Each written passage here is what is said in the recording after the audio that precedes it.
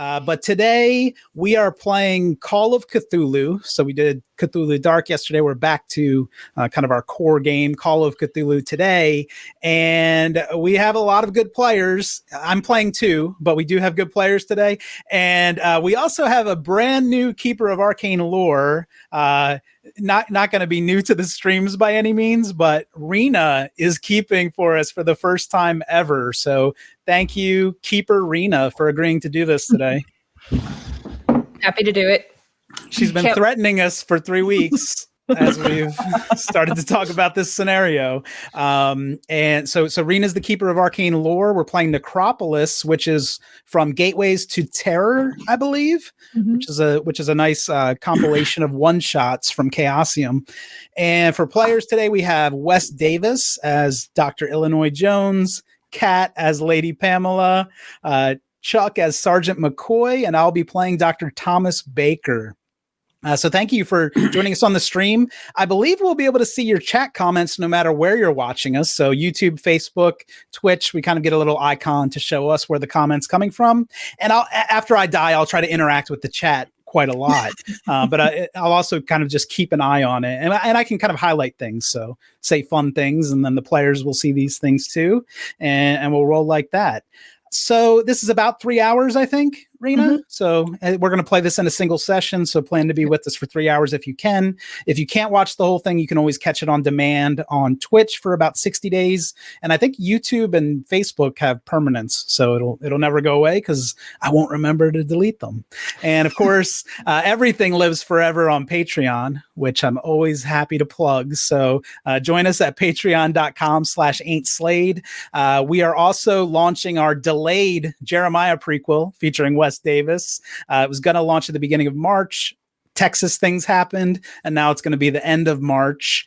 And Rina and I are players in a campaign by Scott Dorward, along with Graham Patrick as our other fellow player. We're going to play World War Cthulhu London on Patreon starting in April. We've already recorded the first session. It was blew my expectations out of the water in terms of escalation. So I think you'll have a lot of fun with that. So patreon.com/ain'tslade. And then let's just go around the horn first, and then I'll kick it back over to you, Rina, for to run us into our graves. So Rina Haenze, what are you working on? Why did you agree to keep today? Hey, y'all. I'm Rina. You know me from most of the streams, all of them except Alien. And since Alien has mysteriously disappeared, I now have a 100% success rate on streams. Very mysterious. I really love running Call of Cthulhu, and this is one of my favorite games to run. I've run it a bajillion times, so I'm very excited to put this group through it and probably murder everybody. So you can find me on Twitter. Just put my username up on the banner very helpfully. You can also find me on Discord, and you can find me on the Old Ways podcast in the Horror on the Orient Express campaign as Lady Elizabeth Fitzroy. You can also find me on the First Watch podcast's upcoming Random Heist arc. It's a D&D podcast. They're really fun. Check that out.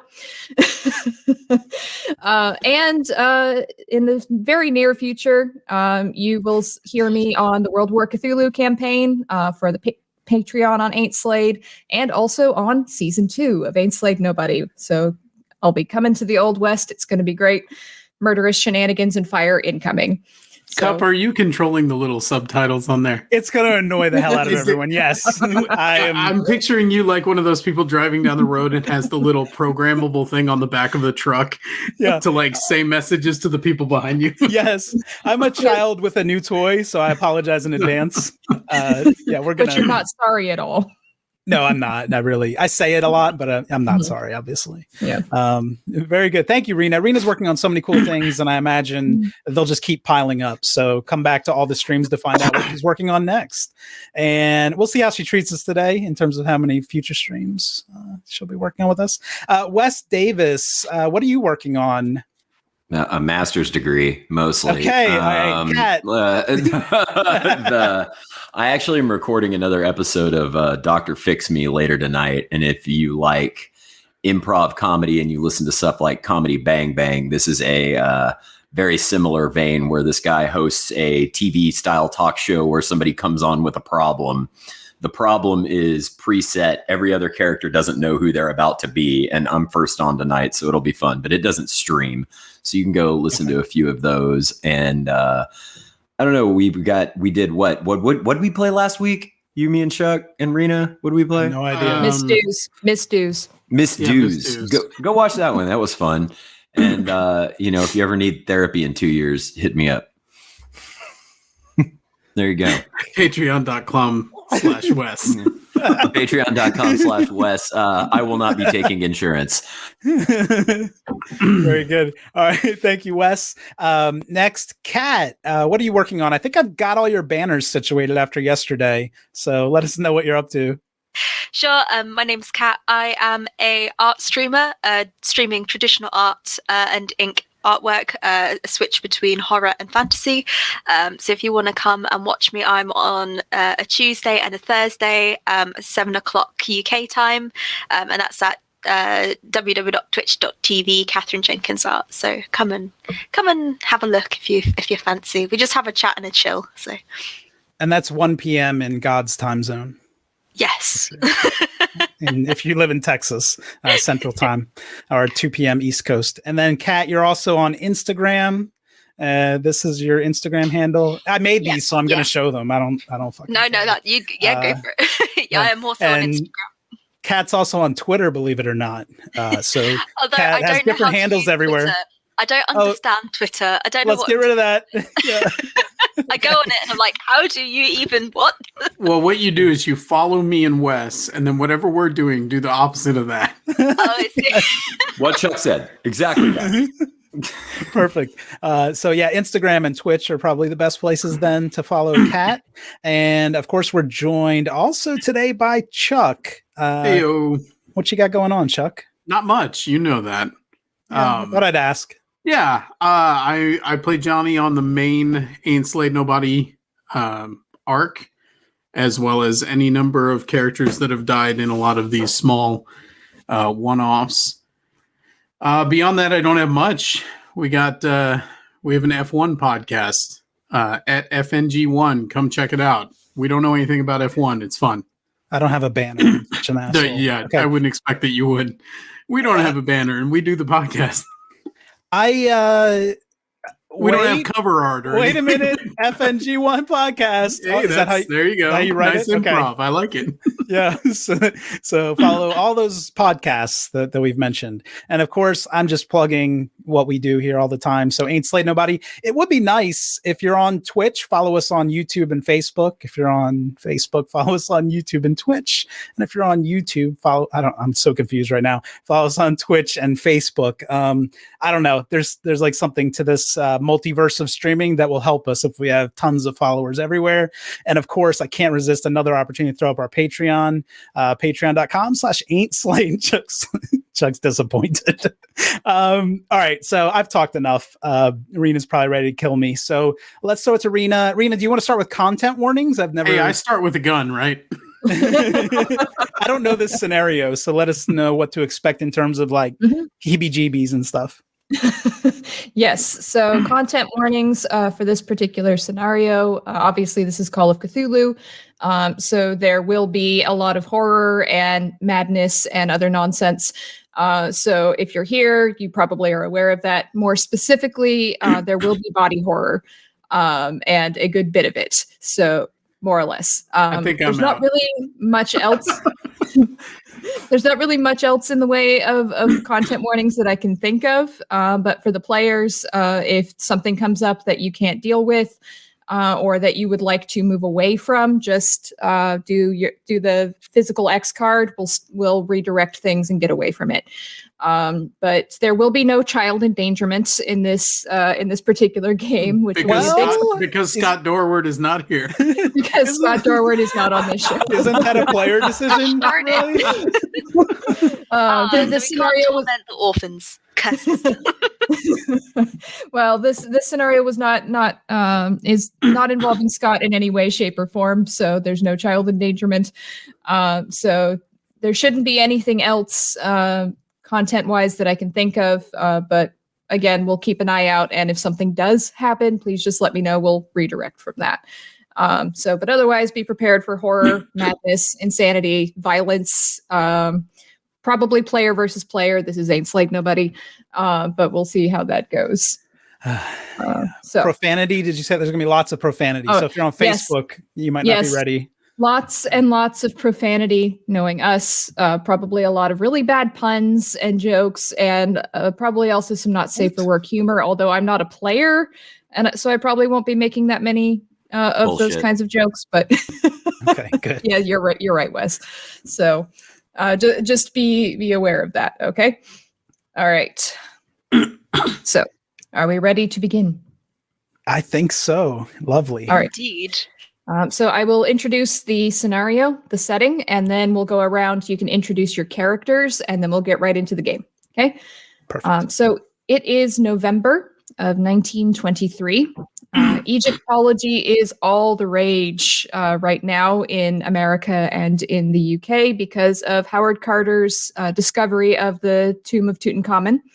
And so everyone and their grandmother is out in Egypt looking for lost tombs and digging for treasure and looking for things that they can pilfer and take back to museums or for their private collections. And so your particular dig team is out in the middle of nowhere outside of Cairo. You found a patch of desert that has been undug up by other dig teams because you've heard rumors of a lost tomb or temple. You're not sure which. But you heard rumors about this out in this patch of the desert. So you hired a local dig team and you convinced them to take you out there. And you've been digging out there for a couple months now without finding anything. It's been getting a little frustrating. Maybe tensions are a bit high because you'll have to go back soon to replenish your stocks. And maybe some of you are getting a little tired of all the sand. But you're hoping that you'll find something and something soon. And you've started to hear some chattering among your local dig team. You don't understand their native dialect, but they seem very excited about something. So that's where we're going to pick up. So if you would like to introduce your characters, we'll start with you, Cup. I put myself last in the order so that I would go last. I don't like sand. Okay, so I'm Dr. Thomas Baker, and I'm a slight man with round-rimmed glasses and a bit of an overbite. My smooth hands would make you think that I've never worked a day of hard labor in my life, but I'm very excited to be here on the dig team. Of course, I'm wearing a mismatched suit with elbow patches. I am an expert in the field of languages, so I can read hieroglyphics forward and backward. I know German, I know French, fluent in those. Sadly, despite my career at Oxford, I haven't really accumulated much field experience. So they keep giving these dig jobs to all of my younger colleagues who are less qualified. So very happy to be here with the dig team so that I can finally write my book. I'm looking forward to some popular press. So that's it. Dr. Thomas Baker. Call me doctor, please. Well, welcome, Dr. Baker. What about you, Kat? My name, quite frankly, is probably the most important of the groups, naturally. I'm funding this, just saying. I own all of you briefly for this extended period. My name is Lady Pamela Lethbridge Stewart. I would prefer it if you did refer to me by my full title, although I know that sometimes the brain cannot necessarily hold that amount of syllables. So Lady Pamela will do for the more simple of you. Now, we have been here for a while. I'm starting to get fed up with quite the amount of sand. I don't understand what's going on. It's incredibly hot. I didn't realize how hot it would be. My corgi has almost expired. I'm fed up. So the quicker we can get this business done with, the quicker you'll get your bonuses. Is that all right? What's your corgi's name? Sebastian. Okay, Sebastian the corgi. All right, thank you. And Wes. Hi there. I'm Dr. Illinois Jones. I've been an archaeologist for quite a while, and my career's not been that successful. I'm a short but rotund man I'm a medium-sized individual in the point category, so I'm very small in stature, but I'm more of a round individual. I'm the aging is showing on my face because of all the sun and the digs and the stress from the job is building. And, I wanted the adventurous life, but it's never really been what I thought it would be. It's not glamorous. I haven't really found anything of note. I thought I found a magnificent fossil in ruins before, but they turned out to just be, mass hunting graves. And one time my archaeology crew pulled a prank on me, and I thought I found a fossil, but it turned out to be a big plaster of Paris model that fell apart in front of the board at the university. I've been embarrassed for a really long time. I wear my dad's old battered hat on my head because he was a big archaeologist, and I want to live up to his expectations, but it's now just starting to feel like a big, heavy burden. It reminds me of this legacy that I just have not fulfilled, and I don't fight well. I'm kind of a wuss. I just want to have one big find, and this is going to be it for me. This is going to make hay, and we're going to go back home and live that ritzy lifestyle. Thanks, Egypt. Thank you, Dr. Jones. You're Are welcome. you okay, Dr. Jones? No. And what about you, Chuck? Yeah, I'll be playing Sergeant McCoy. His real name is Jeffrey McCoy, but I don't think anyone at this dig site knows that name. He just goes by McCoy. He's been here in the desert ever since the end of the war. He tells people he was discharged, but probably if you asked his superiors, he probably walked out on the job. He was done with all of that and had no interest in coming back home. So he's been working out here in the desert, supporting crews like this. It's decent money. It keeps him in whiskey. And it's kind of funny to watch all of these posh people in Poindexters try to make it out here. He's got the survival skills and the instincts, but he's not particularly interested in all these people. He's just looking for a paying job and maybe an opportunity to dip his beak if there's any profits. Did he say that out loud? He said that in that internal monologue style where it looks like he's moving his mouth, but you can't hear anything. Okay, we saw it on your face, though. Uh-huh. The real question is, how does Sergeant McCoy feel about Sebastian the Corgi? Actually, it's his favorite member of the party. The only one, he's like, if it just comes down to you and I, that's fine. That makes total sense. Take Dr. Jones' hat and put it on the Corgi, and then they will wander off into the desert together to have many adventures. I For the will record- die first, and that will happen. Dr. Baker's favorite member is Sebastian as well.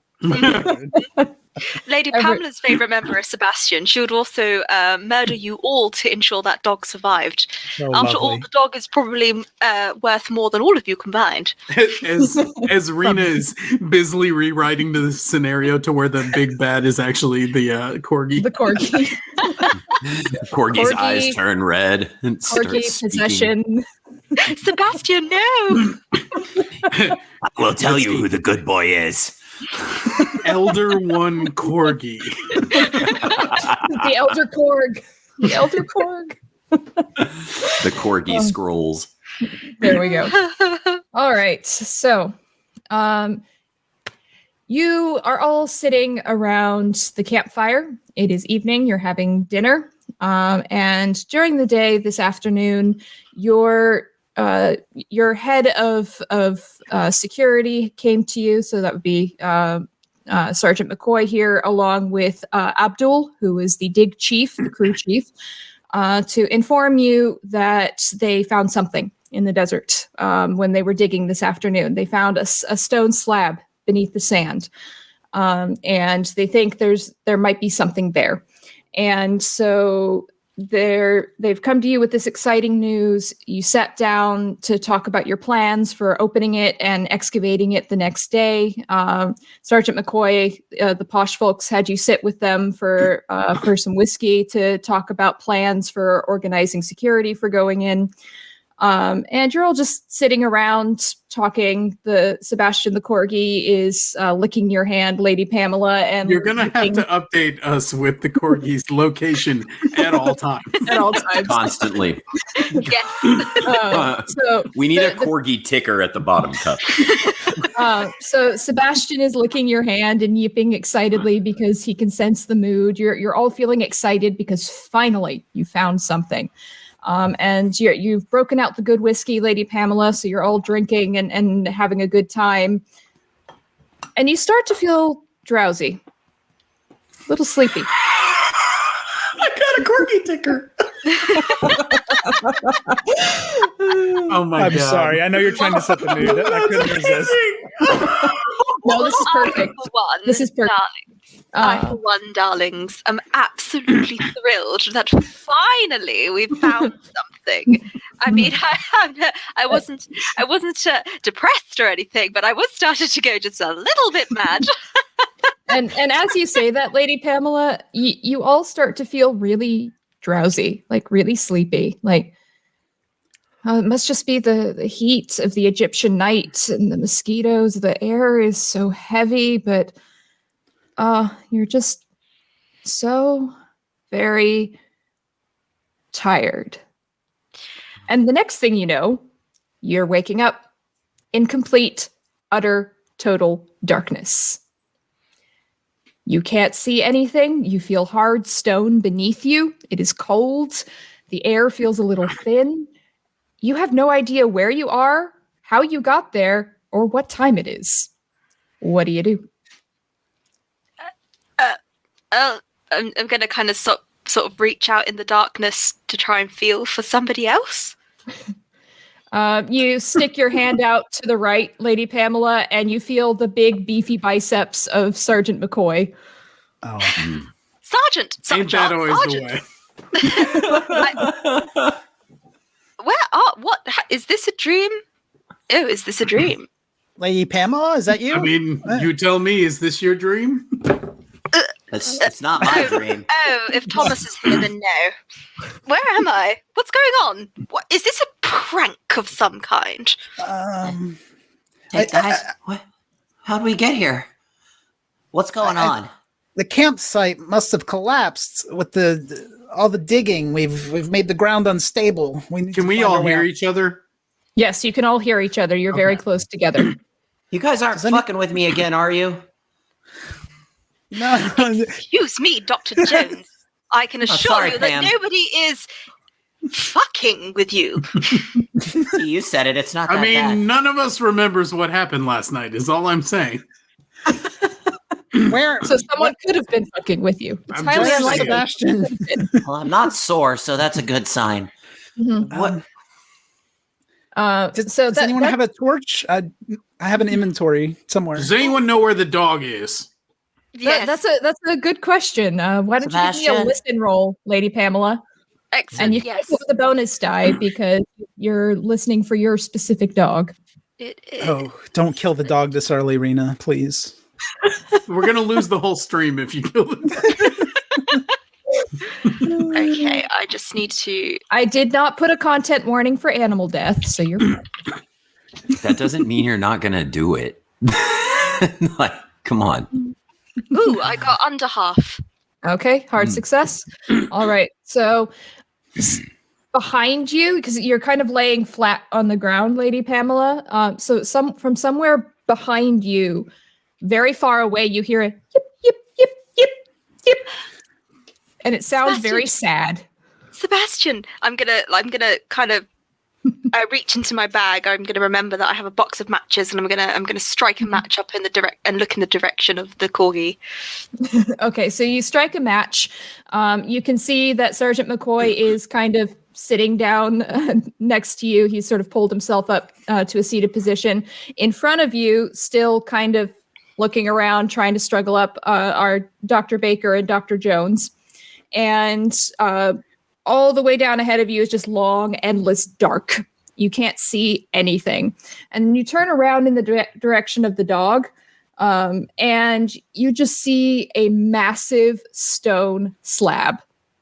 There is a huge stone slab covered in strange symbols behind you, and Sebastian is his sounds, his little yips are coming from behind that slab. Yip, yip, yip, yip, yip. Oh, Sebastian, darling! I'm gonna get up and head over to the slab and start kind of seeing if, like, going around the sides of it to see if it can be moved at all, or with my little match. Like, yes, one little match. So while Lady Pamela is examining the stone slab to try to get to her dog, what are the rest of you doing? McCoy has pulled out his cigarette lighter and has lit it and is trying to find something in there that he can light like a torch, because his lighter has only got so much fuel in it. Is he seeing anything that he could, like a bone with a cloth in it, an old stick, whatever? I mean, you tell me what my surroundings are. Give me a luck roll. Let's do that. It's now would be a good time to mention that Sergeant McCoy, not a lucky man. Not so much. Good job. What's your luck, Sergeant? Is it less than 50? It's definitely less than 50. Okay, so Sergeant, on the fumble, you're looking around with your cigarette lighter, and not only do you not see anything flammable other than what you're wearing, but the light with your cigarette lighter sputters, fizzles, and goes out. I thought so. I had a feeling that might be the case. Dr. Baker, watching this failure happen from Sergeant McCoy, is going to try to light one of his candles. So I have candles and matches in my inventory. So I'd like to light a candle and then head over toward Lady Pamela, because I don't want her to discover the treasure or whatever, the mystery, before I do.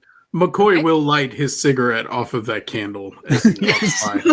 I'm not going to be able to stop that, I imagine. No, you are absolutely not going to stop it.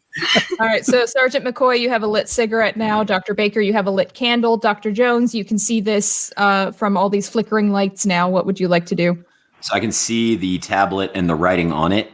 It's not a tablet, it's a slab. It is a floor to ceiling, apparently, stone slab. What is a slab if not a giant tablet? That's like very reaffirming. I kind of like that. That's from your self-help book, isn't it? I'm here to help. I'm here to reframe things to make you feel better about life from a different vantage. I've got good language skills in English, but I'm guessing that's not going to help. Would my archaeology skill allow me to read a little bit of that tablet? So you're specifically going to look at the stone slab with... I have nothing of use in this scenario right now other than my brain. So... Well, you do see what appears to be, in the flickering light, you do see what appears to be paintings of some kind, like really faded paintings along the wall. There's some cracks in the wall, but you see these paintings and hieroglyphs going off down the hallway. But if you'd like to look at the slab, all three of you who are looking at the slab can give me an occult roll. Oh, an occult roll? Am I one of the ones looking Who are at the the three? slab? Yeah. Who are the three in question? Dr. Baker, Lady Pamela, and Dr. Jones. Oh, I totally failed that. I don't think I have anything. I've got a 30 occult, and I rolled a 72. So, yeah, that's not great. 85's good. I got a under half again. Okay. So, Wait, Lady you have like Pamela, 95 occult? So, Lady Pamela, with your success, you look at this stone slab. You can't find a way around it. You can't seem to move it, like find any cracks in it. But as you start looking at the symbols, you realize that these are warding symbols of some kind from multiple different languages and from multiple cultures. It's like a choking sign. It's just choking a hogo on it. But these specific symbols are meant to either keep something out or keep something in. You're not sure which. I will relay this to all of you, and I shall dust my hands and say, well, one of you surely. I'm not paying you just to stand around. Surely one of you knows how to read this nonsense. Oh, of course. Yeah, Dr. Baker. Surely one of us knows how to read this, Dr. Please, Baker. and I'm going to kind of like shoo Dr. Jones to the side and say, please, Dr. Jones, let an expert take a look at these glyphs. Hey, listen to me here, Baker. I'm not here to take any crap from you. This is a joint operation, and I'll be here to read it as well. Yeah, well, maybe you can work on some of the background research, but I'll do the field work here. Okay, Baker, PhD. McCoy is just laughing at this and cleaning his fingernails with his knife while he watches them kick around. So I think Dr. Baker is going to hold the candle up to those hieroglyphics on the wall first as he's kind of walking toward the slab. Mm-hmm. So are you looking at the slab or are you looking at the hieroglyphs on the wall? I think the wall first as he walked. Okay. He would have been. But you say you're gazing at them with both eyes. Yes, like getting the candle really close so that I can see them clearly. Okay, so you can see what looks like a story almost. That's what it looks like going down the wall of this tunnel, annex, cave, whatever this place is. The colors are very faded, the way they are in a lot of recently discovered tombs. And as Dr. Jones noted, there's some cracks in the wall, maybe from pressure, or all the sand above it, or maybe some seismic activity, who knows. But you see some very interesting looking imagery. And I'd like you to give me a read hieroglyphs roll. To see, is that library use? You're just fancying it up. It is this game's version of library use. Okay, let me. I know what's happening here. Just give me a moment. Oh yes, that is a hard. Could I use 2 luck points to make that a hard success? Yes. Okay, I'm gonna do that. Oh, I should have checked my luck before I did that. But yes, I like how you asked that question in character. Yes, I'm doing everything in character. It's such a sophisticated accent. I don't want to lose it. It's so high quality. So it takes you a few minutes, Dr. Baker, because there's some hieroglyphs you've never seen before, and you kind of have to reread things a few times to figure them out in context, and you have to move kind of further down the hallway to get the full scope of what you're seeing. But this appears to be the story of a pharaoh. And you don't know the name of the pharaoh because the cartouche where his name would be inscribed has been scratched out. And you don't know anything about who this pharaoh is, but you can read kind of his story going down this long hallway or annex, whatever it is. About his life got turned upside down. Yes. Right. You'd like to take a minute, just sit right there and tell you how you became the Prince of Tutankhamen and that. This is how Dr. Baker is communicating it exactly with that language. In a song and dance routine. Uh-huh. But it talks about this pharaoh who subjugated not only Egypt, but the lands around Egypt through great cruelty and through great power of some kind. You see this pharaoh standing on the skulls of what you would assume to be his enemies. And this is not an image you've ever seen before in these kinds of tomb paintings. This is a very striking image for you. And then you see many different people of different nationalities and ethnicities portrayed as laying flat on the ground in front of him. And as you move down the hallway, it almost kind of gives you the appearance of him stepping across them and crushing them as he's walking down this hallway. Just the way it's painted is so striking and vivid. But he tormented his own people as well as the people of the lands around him. And he appears to have been very powerful, if very evil.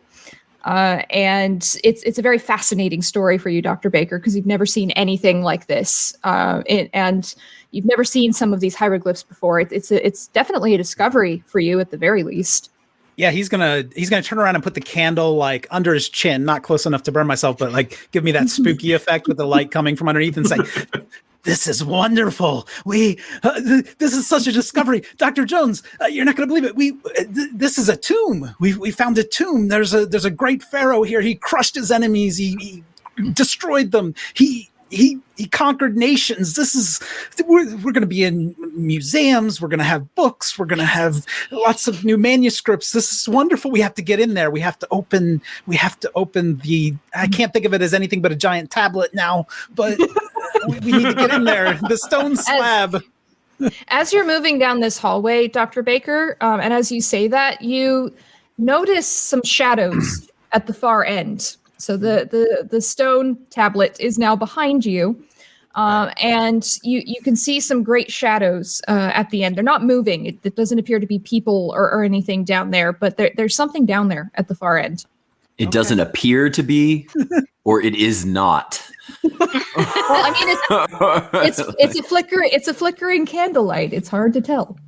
Okay. Lady Pamela's eyes are going to kind of light up a bit, and she kind of wrings her hands nervously. She goes, "Indeed, Dr. Baker, a tomb, you say? Great discovery and riches, you say? No, hang on. The excitement aside, how ever did we get in here?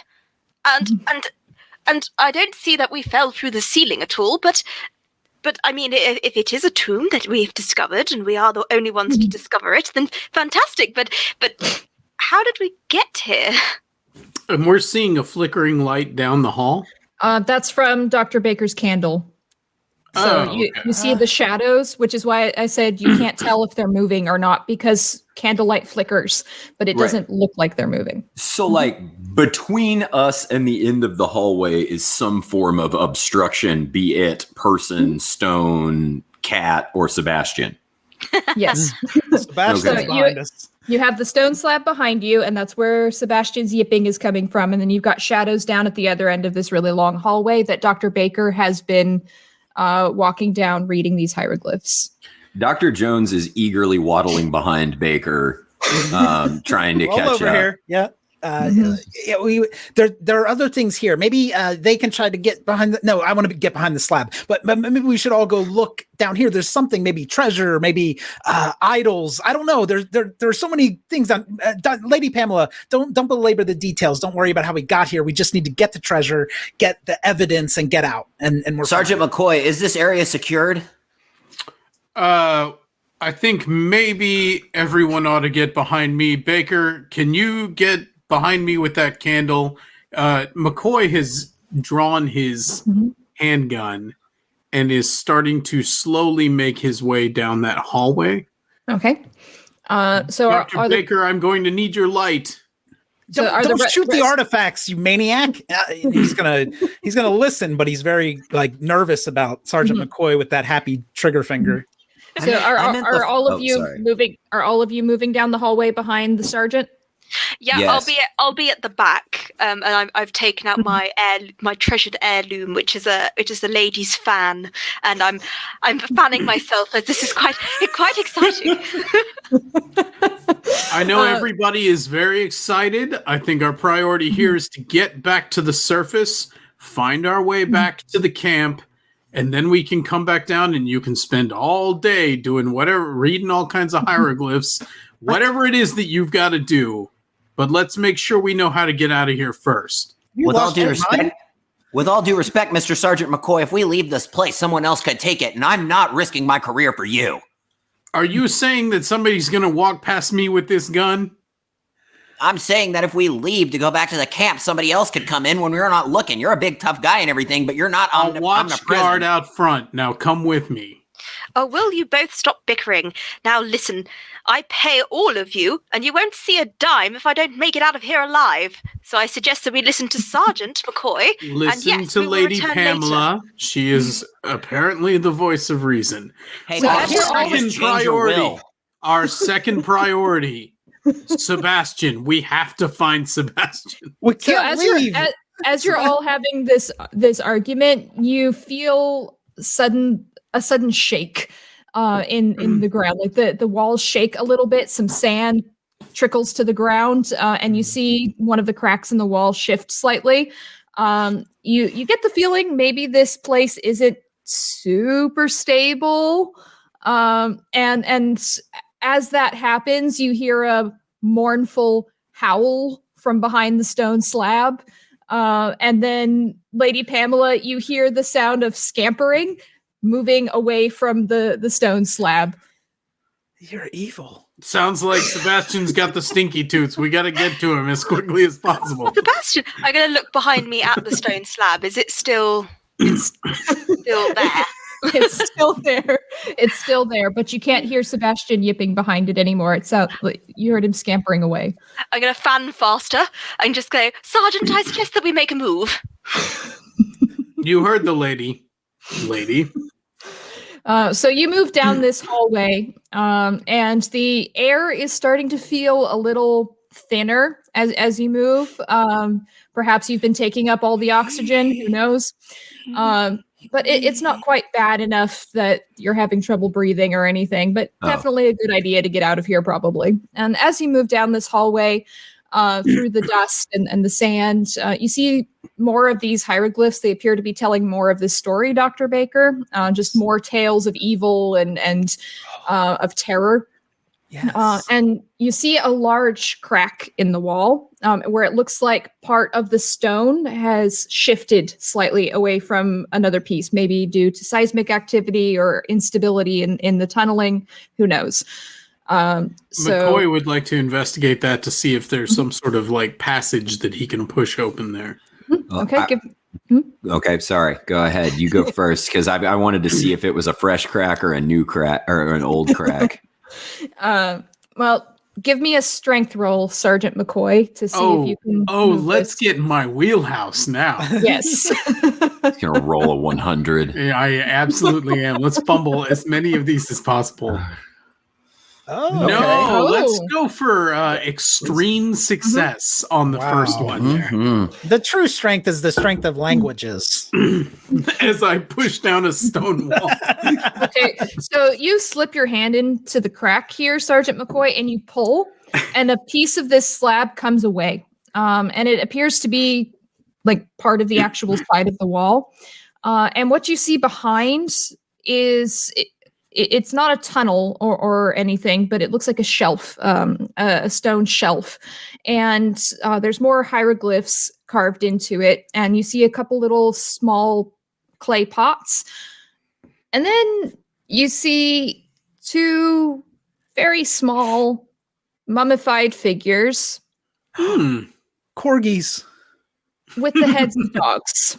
Oh, Oh, it they is are corgis. corgis. This is actually in the scenario. I promise I didn't. When you say small, are you talking bigger than a bread box or like small? About yay big. Corgi sized. So they are Yes. corgi size. Yes. Okay. But the heads aren't mummified animal heads. They're the kind of like almost carved out of what Like looks ornate. to be like stone, and they've been painted to look like stylized Egyptian dogs. The parts that are not ornate carvings, the body part, is that human shaped or animal shaped? Animal shaped. Okay. Fun. So these things are clearly coming to life to kill us. Dr. Yeah, so Jones? we've got some corgis, and I feel like we should just behead all of these real quick. What do you see, McCoy? Dr. Jones, you can give me an archaeology roll if you would like to.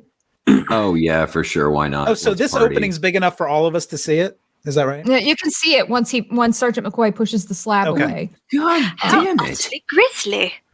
I failed. you Freaking! suck at this, man. I'm using 3 luck to make that a success. Push Yes, the and your luck. roll. And your luck. I'm not Push the pushing an roll. archaeology roll. Push the archaeology roll, pull out Not a pushing- hammer, no. and start hitting them. Fine, you can use It's your like luck. all of a sudden, I'm not a doctor anymore.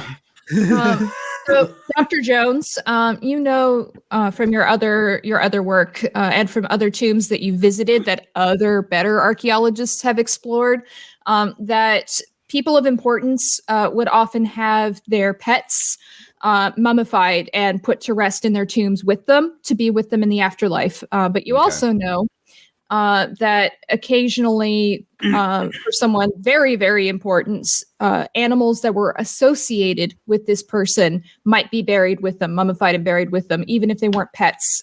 So you might have someone whose special animal was the crocodile, and they might have a few mummified crocodiles. Oh, I so- hate where all of this is going, but yeah. Yeah, this isn't great. Okay, I, so can I lean forward and pick up one of the little clay pots? Mhm. Lady Pamela is not an archaeologist and does not understand the importance of not touching the artifacts, so she's going to pick one up and lift the lid off. Pam, Seriously. Pam, no, Pam, what are you doing? So my that's name- so that's a scarab beetle. Your name is Pam right now. You put that down. Are you actually taking the clay, the wax seal off of this little Lady pot? Pamela, maybe I've we got should the pot leave in my this. hands, and Dr. Jones is shouting at me, calling me Pam. So I'm looking at him like he's about to be murdered by the clay pot. Hang on, lady. We're going for a ride. My lady, if we could just listen to the archaeologists in terms of the archaeology, I think that would be best for all of our profits. Well, what is the point of finding these things if we're not going to Oh, look at I them? have no idea what the point of finding any of this is. I'm with you on that, but priority should be to get out of here and not just start smashing pots that may be worth something later down the road. Oh, smashing pots. What do you take me for? Some sort of Neanderthal? Oh, heavens. Fine, Dr. Jones. If you feel that I am so apish to hold on to one of these things, I'll thrust it into your hands. Like Dr. obviously in a Jones. bit of a strop. Like Dr. Jones takes it and cradles it. It's like, okay, it's going to be okay, and whispers to the pot and sets it exactly right back Please where don't it kill was. us yet.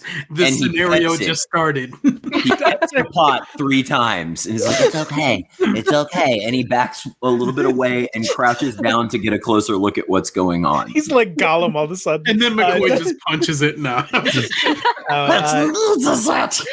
do I feel like the whole shelf just goes Don't make me roll. Dr. Baker is so inept in the field that he's actually pulled out his archaeology field guide and he's trying to read through it with his candle to try to figure out what all this cool stuff is because he doesn't really Listen, know. Dr. Baker, before you get to reading, these could be the Pharaoh's pets. These could be animals that the Pharaoh enjoyed or was associated with, or that people wanted him to aspire to. This could be anything. We gotta look a lot deeper to really figure out what's going on here. So why don't you let me lead from now on? So as you say that, another ominous sort of shifting in the walls and some more sand and plaster falls down on you. You've got a bit of plaster dust in your hair now, Dr. Jones. well, this was lovely. Let's move. Maybe Now. both of you just go ahead and let me lead and let's get out of here. I'm starting to be more okay with that. I think we should try to at least move the slab to free Sebastian. We can't leave Sebastian down here. He's such a bundle of fun. So Look, he's got 2 playmates right here. McCoy is in a hurry, but also interested in saving Sebastian. Where- Is there like a... Now, boys, listen. The tablet had warding symbols on. All I can assume is that's an exit. It might be that Sebastian's not actually trapped in here with us, and that's the exit, and we're trapped inside. My suggestion is that we find a way out. Sebastian ran away from the slab. As much as I would love to save my precious, beautiful corgi, I don't think he's there anymore. We might encounter him along the way. Yeah, I agree. It's the exit, maybe. It's a win-win. We either save Sebastian or we get out of here. All right, let's get out of here. Or we find a pharaoh and we all get famous. Or dead. Famously destroyed. I appreciated the pause between we all get famous. All right, so you move further down this hallway, and like the that air's way. getting thinner and thinner as you go. But what you see is in front of you is what appears to be a huge plaster wall. It's white and it's floor to ceiling, and it appears to be unblemished, except as your eyes travel down, you see a hole. It's not a drilled hole or anything of that sort. It looks like someone broke through it down at the bottom. It's a very jagged sort of hole. You think maybe you could crawl through it to whatever's on the other side. And in front of this hole, you see a large chest. It's about 6 foot long, and it glints of gold as your candlelight hits it. Yes, Question. Dr. Jones. The debris from the hole, is it going away from us out like the thing went the other way, or is it coming towards us like the thing broke out from behind the plaster wall and has come into this room? Good question. You can give I've me started a track. to play these games more. I'm starting to ask the right questions. You can give me a track roll. Can I give a tracking roll on that? Yes, you can give a track roll to see if you can figure Because that out. that is a thing that I have a little of. Yeah, I have 10% of that, so you're going to want to do that. Yeah, You know- I got 30, which isn't awesome, but let's give it a shot. I'm going to give some tracking here. Rena, the plaster, was Like that a on the side VCR. opposite the Ooh, slab? that's a or the same side? 33. Ooh. Do you want to spend luck or do you not? I have a lot of luck, but I do want to spend It's it close. because Push I'm the roll. reckless. No, I'm going to spend the 3 luck to make that a success. Okay. So to answer your question, Cup, the It's the slab whole is corgi behind size. you. The slab is behind you. The and plaster's you're in at front the of us. other end. Yeah, you're Okay. at the other end. Because Lady Pamela convinced you that Sebastian had run away and you need to find another way out. So, Did she Uh, convince me? Okay. well, she convinced people enough to move down. The people in this who direction. matter. Yeah, I get it. Mhm. So I So, Sergeant- succeeded on my tracking roll. So, Sergeant McCoy, as you're looking around at this plaster dust, it looks like the dust has come outwards towards you. Towards us. Towards you. hmm That's not And, ideal. and there's a little bit of it scattered around the this glinting chest, whatever it is. The chest. Can I have a look? Does it have any symbols on it or anything in particular, writing-wise? As you get closer to it, it appears to be made of gold. It is completely gold as far as you can tell from the outside, all the way around. And it looks kind of like, the Ark of the Covenant in Indiana Jones. It looks kind of like that, except without the angels and the poles on it. It just looks like a massive gold chest, and it has hieroglyphs carved all the way around it. And Is it closed or is it open? it is closed. It has a heavy lid on. Wait. Everyone wait. Somebody broke into this room to get to that And chest, left it. but it's still closed. Right. So they're Don't either in touch it or that chest. I'm not going to touch the chest, I promise, but I would like to use archaeology to inspect it. What are you trying to learn? I would like to use Whatever firearms the to fuck inspect- 80% archaeology lets me learn about the goddamn thing. Does the inside look like the Ark of the Covenant as well, Rena? Maybe I can That's smell important. it. I don't fucking know. Okay. Dr. Jones, maybe let somebody with language skills inspect the chest. You What the don't know fuck? this. Maybe you can decipher what I'm writing down on this journal. It's fuck you. Can you read? Yeah, well, I'm going to grab that journal and throw it on the ground, you fucker. Children. Lady Pamela, I apologize again for these two.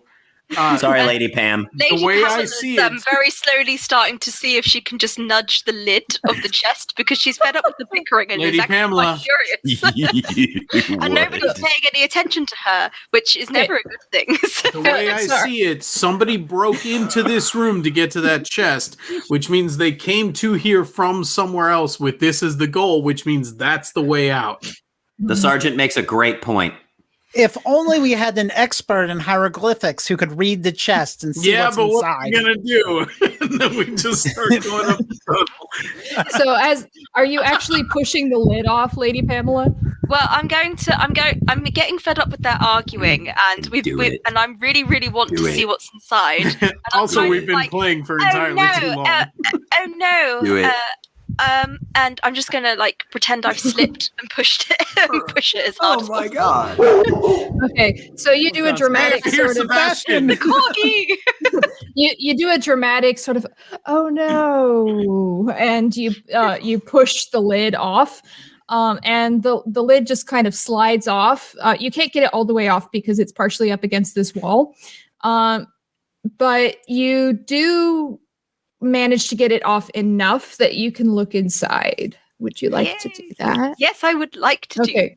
Is it possible to? But I would Is like it possible?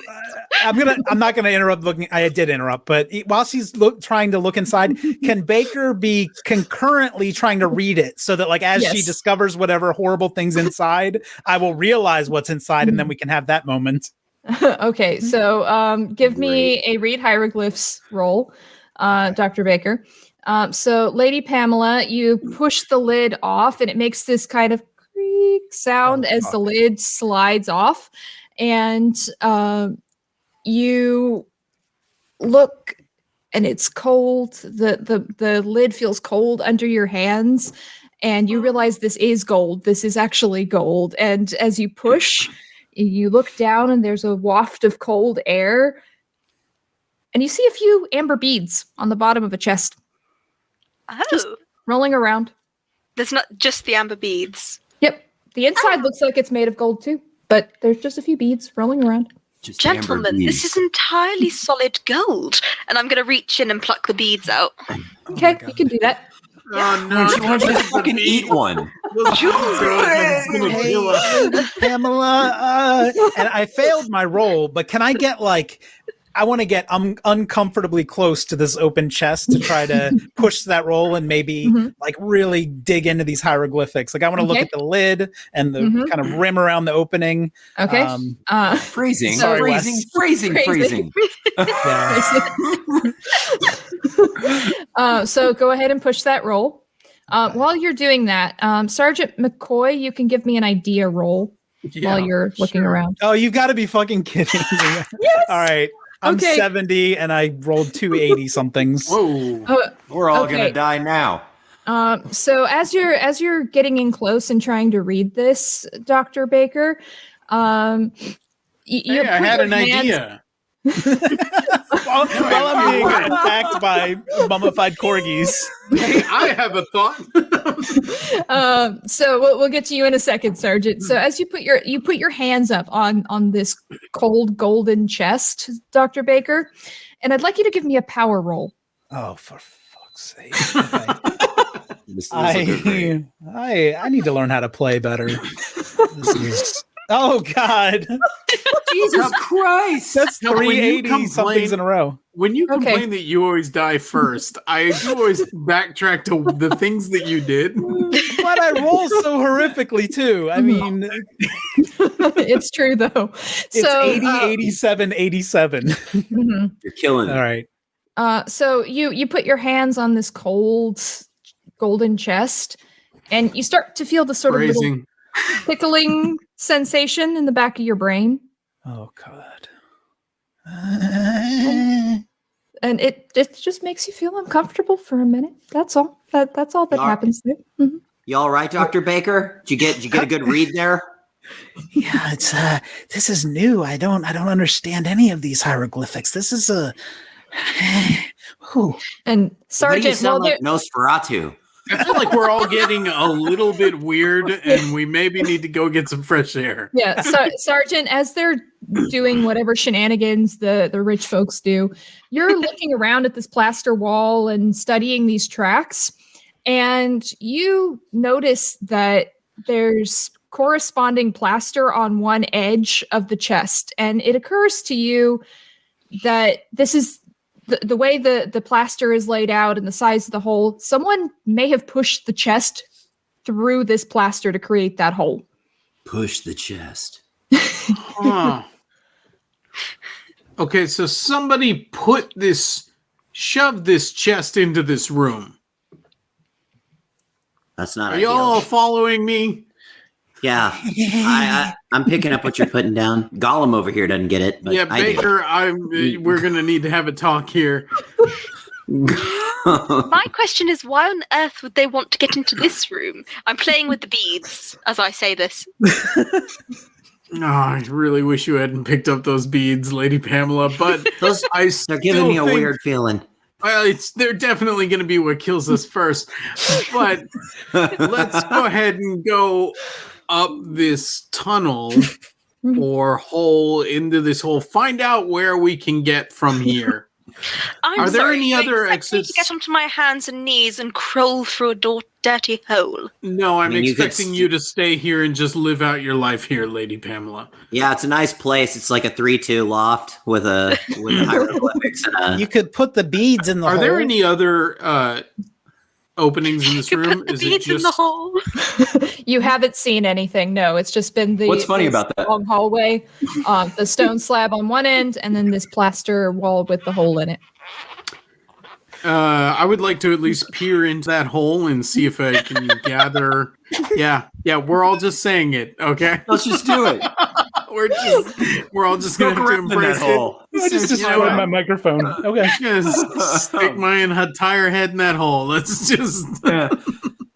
Put the beads in slow and then pull them out slow. don't put the beads in the hole until you have permission. Never pull them out fast. Consent is important. Consent.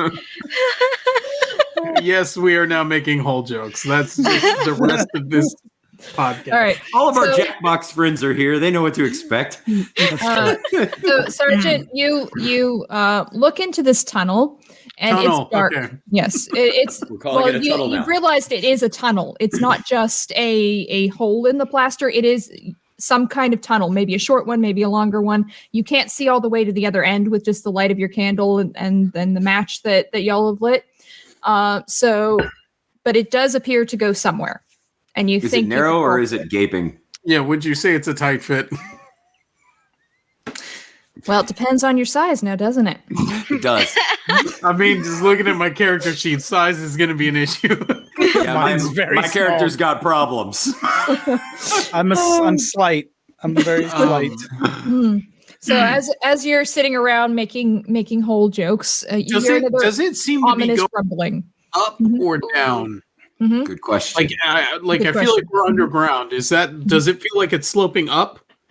It when you put your sort of hand through to try and feel which direction it's going in, it appears to go just straight through. You can't see any sloping as far as you can see. Baker, Dr. Baker, how many candles do you have? I still have the one lit, right, Rina? Yes, you do. Okay. How so many I do you three- have, though? I have 3 other than this one. 3 more. Would you be willing to sacrifice one if we just rolled it down that hole to see if we could get a look at what we're dealing with? Is that Like, how you lit- candles work, Dr. Jones? Shut the fuck up. It could stay lit. If you roll it slow, we could get an idea of what's going down in there. No, that doesn't seem like a good idea. I have paper. Maybe we could set a piece of paper on fire, a balled up piece Great. of paper, throw it Anything down with there. light I'm to gonna go lift up my before us. skirts a little bit, kneel down, and I'm gonna crawl into the hole and just be like, "For God's sake, you men just won't stop bickering, and I want to get out of here before I get crushed to death by sand." Man, Kat really doesn't want to play with us, and she is just trying to die. It looks like Lady Pamela took care of it. No, I'm with Lady Pamela on this. I'm like, yeah, let's get moving, and I'm Am I right wearing one behind of her. those really big poofy skirt things? Because I'm Like guessing with it the gets hoops? stuck, like as I get into the hole, and there's just a skirt, and I like have to like squeeze my way in. Well, what do you think Lady Pamela would be wearing? Would you be wearing like Does she have a sort of bustle? lounge suit? Would you be wearing a dress? Would you be wearing dig clothes? Like what do you think your character would be wearing after 2 months in the desert? I think Pamela would be wearing a dress. I think regardless of how hot and uncomfortable it's gotten, she always maintains appearances. Well, it is the 1920s, so it's probably still more of that flapper style, not so much the bustles and everything, but you are going to get your nice clothes kind of torn up by crawling through. To be fair, I'm worried more about being crushed. So, True. Clothes are replaceable, your bones are not. indeed. So Lady Pamela has started crawling through. Sergeant McCoy is following, and he's not even looking to see if the other 2 are coming because he's not interested. This is going great.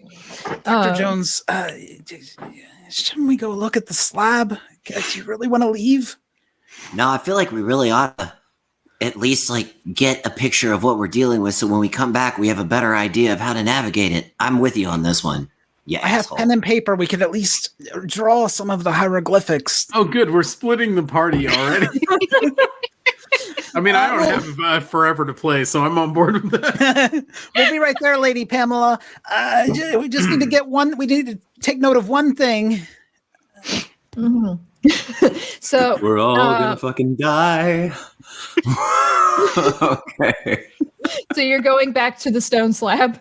I think we should. We didn't even look at it. I mean, We didn't read all You the did comics. look at it. You saw the occult symbols on it. So Pamela did, wait. yeah. Just to put it in context, you woke up having no idea how you got down here, and as the rest of us are looking for an exit, you've decided to stay, not knowing where we even are. For science. For science. There's something tickling at the back of my brain telling me that we should go look at the slab. No, that's fine. I just wanted to make sure I knew everything. And Okay. Dr. Jones is going to stay with him because he wants to protect the discovery. Like, that's his whole mission here, is to get his name on this shit. So I'm not leaving Dr. Possibly Bacon to written do- in blood. Yeah, second author. I Most understand. likely spelled by my intestines in cursive, yes, but it will be fine. Okay. This is like fast. This is just like we'll run and catch up to them, no problem. I don't run. You'll be fine. Have you heard my Okay. character? We don't run. We'll just catch y'all up on the top side, and we'll have a little download there. Okay. Okay, so Lady Pamela, you crawl through this tunnel. It doesn't take you super long, but it is a slight bit of a crawl. And you come out on the other side. What light source do you have? I have my box of matches, so I'll light one of those up. But then I realised that it's probably not going to last me very long, these matches. But I do have with me a water flask filled with an alcoholic spirit. So I'd like to tear off a little bit of my already ruined gown, stuff it into the bottle and light that, because you can use a Molotov cocktail as a torch and they last a really long time.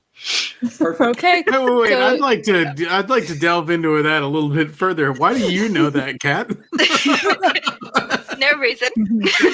Is there a Is that an role she could Antifa potentially manual? fumble? What is the malfunction? Is there a way to make that happen?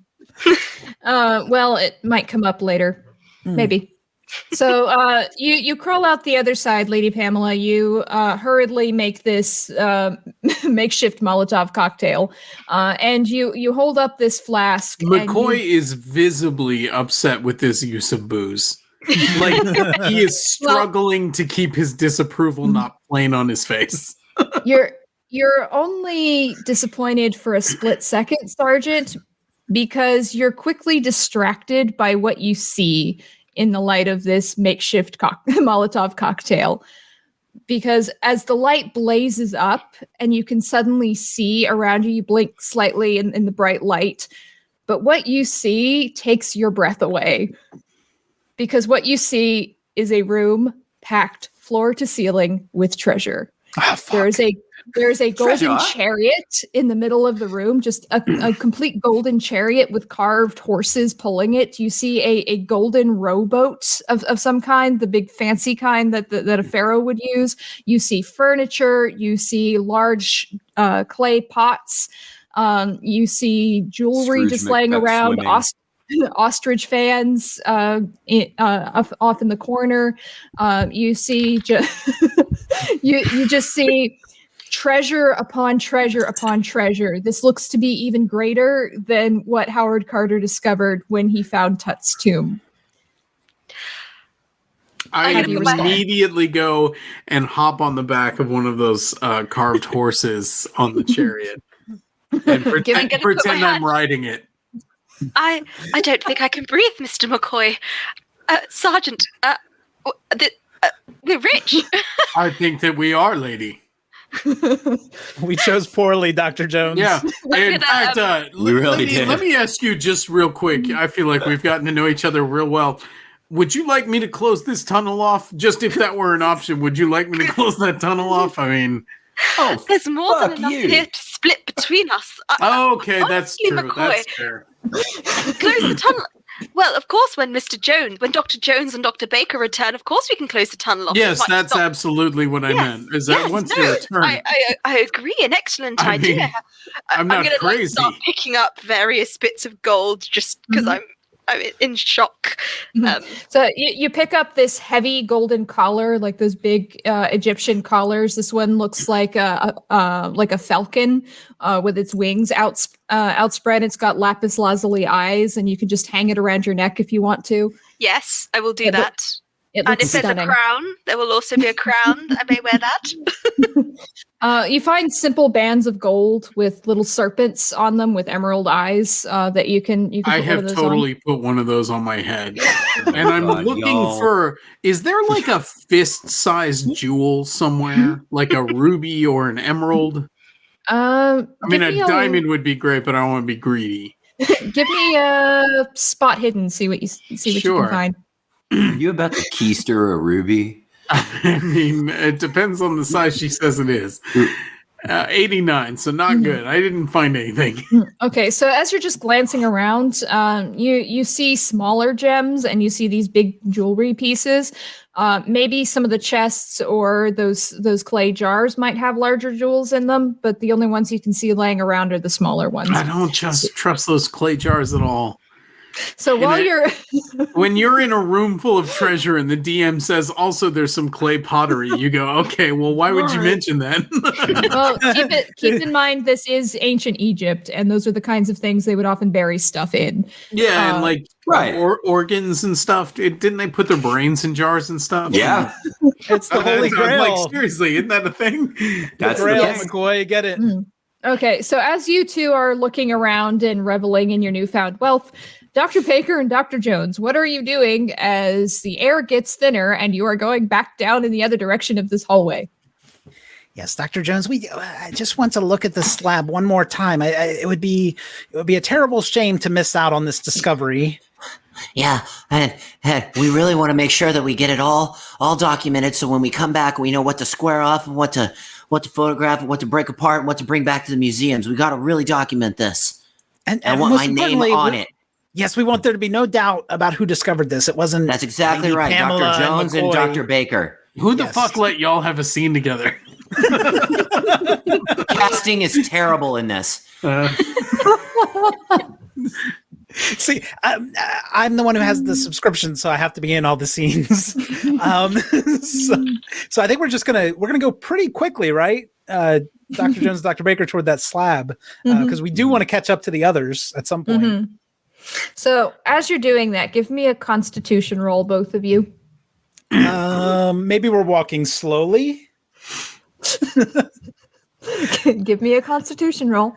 All right. Oh, that's not a good roll, Wes. What the shit is wrong with me today? I got 50. That's not great. Hey, 49. That's my best roll of the day, which Still a fail. I passed by 1 point. Very nice. Okay, so Dr. Baker, you're fine. It's your chest feels a little tight, but you're doing fine. But Dr. Jones, you're really out of breath as you're walking back down this hallway. Like the air's been so thin. It's just you're not enjoying this. Dr. Baker, can we hurry? Can we hurry up? This is getting. Come on, It's Dr. getting really Jones. tough in here. Have you ever walked more than a mile in your life? No. Why would I? Just a minute. We don't have to stay for long. I just want to look at the slab. Why do I imagine that, like, what are we gonna at find? this point in the film, it just cuts back to me and McCoy, and we're both like throwing gold coins in the air, like, Making gold snow angels. all you're both like, That's Looking pretty like you much just what's won a bowl happening. game. I'm gonna very awkwardly and unnaturally assist Dr. Jones, walking him toward the slab, like just kind Okay. of with my shoulder supporting him. What would you like to do with this slab? Sucks Okay, to your so- ass, Mar. Lady Pamela, Shut up! I have the conch. Lady Pamela was really the only one who examined it. Mhm. She knew the occult, so I Mhm. want to kind of like put my hands on it, feel across it, see if I can like That's rub good. off some dirt, discover some hieroglyphics. So are you wanting to push your original occult roll? Yeah, please God, do why that. would you ask me that? Please do the words she just said. Because that's what it sounds like to me. That's what it sounds like, Dr. Baker. I'm so scared. I'm already possessed or something, right? How's the tickling going in the back of my brain? Still there. Okay. go big or go home. Should I roll sand for that? For the tickling? Let's see. My occult's not that good. Okay, the chat wants me to do it. I'm so bad with peer pressure. I'm going to try to like clear it off a little bit so I can get a better look at these symbols and push that occult roll to see what I can see, because I don't trust Lady Pamela's read on this. Okay. Push the roll. For fuck's sake. Let me do terrible things to you. I don't want to die first. Phrasing. Just the I'm slap. gonna laugh my ass off if you pass this. It's delayed. Oh, yay. My! That is a hard success. Nice. Okay. So you put your hands up, you brush off some of the dirt, and you see some of the symbols that you didn't see before. And you do recognize these. You don't recognize most of the symbols on here, but you do recognize these specific ones. And these are particularly Egyptian warding symbols, magic symbols from, you'd say, probably the first dynasty, meant to ward off great evil. Okay. And so as the you put evil's your coming from the room we're in. And as you put your hands on them, that tickling in the back of your brain intensifies. Oh God. Okay. Dr. Jones, Lady Pamela missed some things here. I think that these symbols are trying to ward off something from this side. So there must be something very valuable inside, something unimaginable. I think it's going to be the tomb of the great pharaoh. We need to get inside this slab. Let's go. Do we go crawl in that hole and follow? Well, the hole's on the other side. Is there any way to get in here, Rina? Can we see any possible path? No. Nope. No, sucks to be you. This was a really terrible decision. So it says don't go in. No, Is that it's what trying to, you're telling With trying to that, keep evil out. It says don't dead open inside. was that a hard success on It your? was a hard occult success, yeah. Okay, so you get the impression, Dr. Baker, that whatever the great evil it's warding against is on your side, Exactly. not the other side. Right. Yeah, Dr. Jones, there's something, they were trying to keep something out of this tomb from this room, from where we are. So I think we need to get into that room, but my strength is very low. So's mine. If only you had a strong person with you. So, Dr. Baker, I would like you to give me a power roll right now. Because What about- if I pass, I'm going to be strong enough to open the slab. No. You'll be powerful. No, because as you're touching this slab and the closer you are to it, something might be happening. Something's happening. It's happening. Can I spend luck on power? Yes. Okay, I'll spend 2 points to pass. Okay. So the buzzing in the back of your brain intensifies, and it's giving you a migraine. And the longer you stay by this slab, the worse it feels. And I'm just kind of like back away from it, leave Dr. Jones standing right next to it. What's wrong with you? What's The wrong with air you? in here, there's something, maybe we should follow the others. Something's wrong here.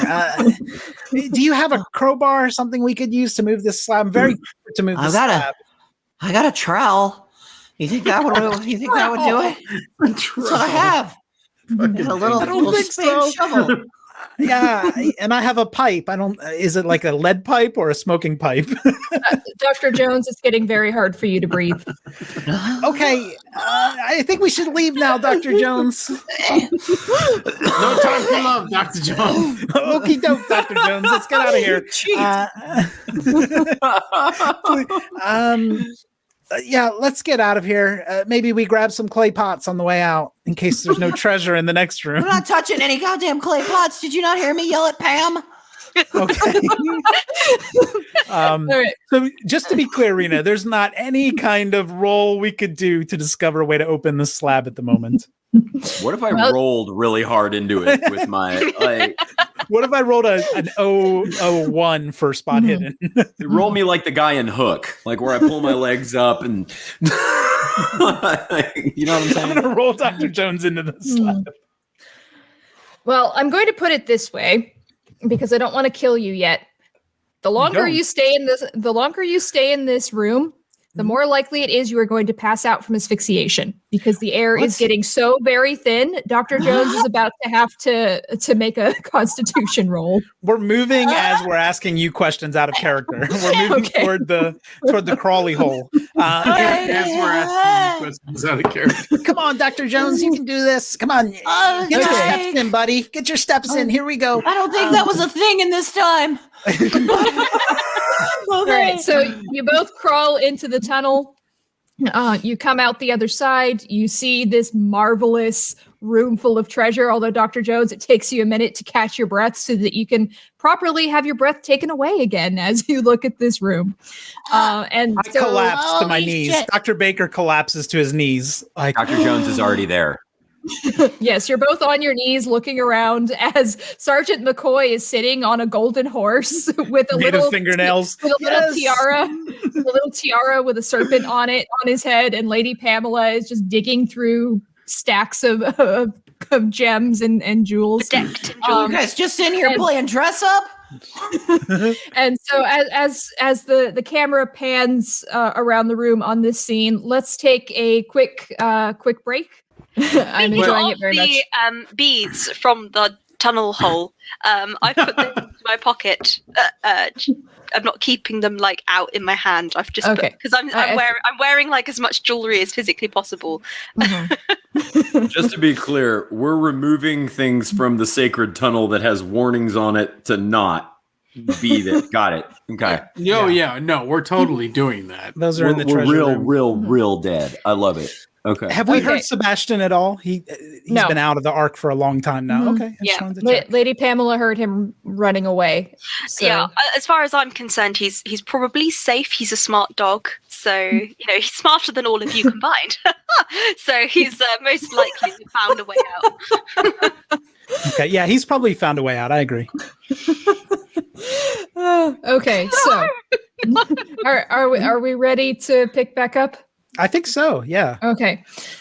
So we brought the curtain temporarily down on Dr. Baker and Dr. Jones finally making their way into the treasure room.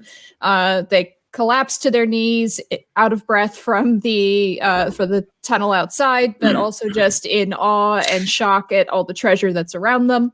Lady Pamela is rifling through things, and Sergeant McCoy is sitting on a golden horse, acting like he's an officer. Yeah. So, what would y'all like to do?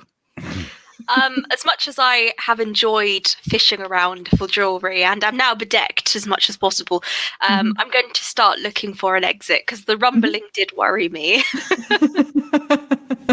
Okay, so you're going to start looking around the room. Yep. Dr. Jones and Dr. Baker. You guys just grabbed all this stuff and started messing around without us to advise you? Are you serious?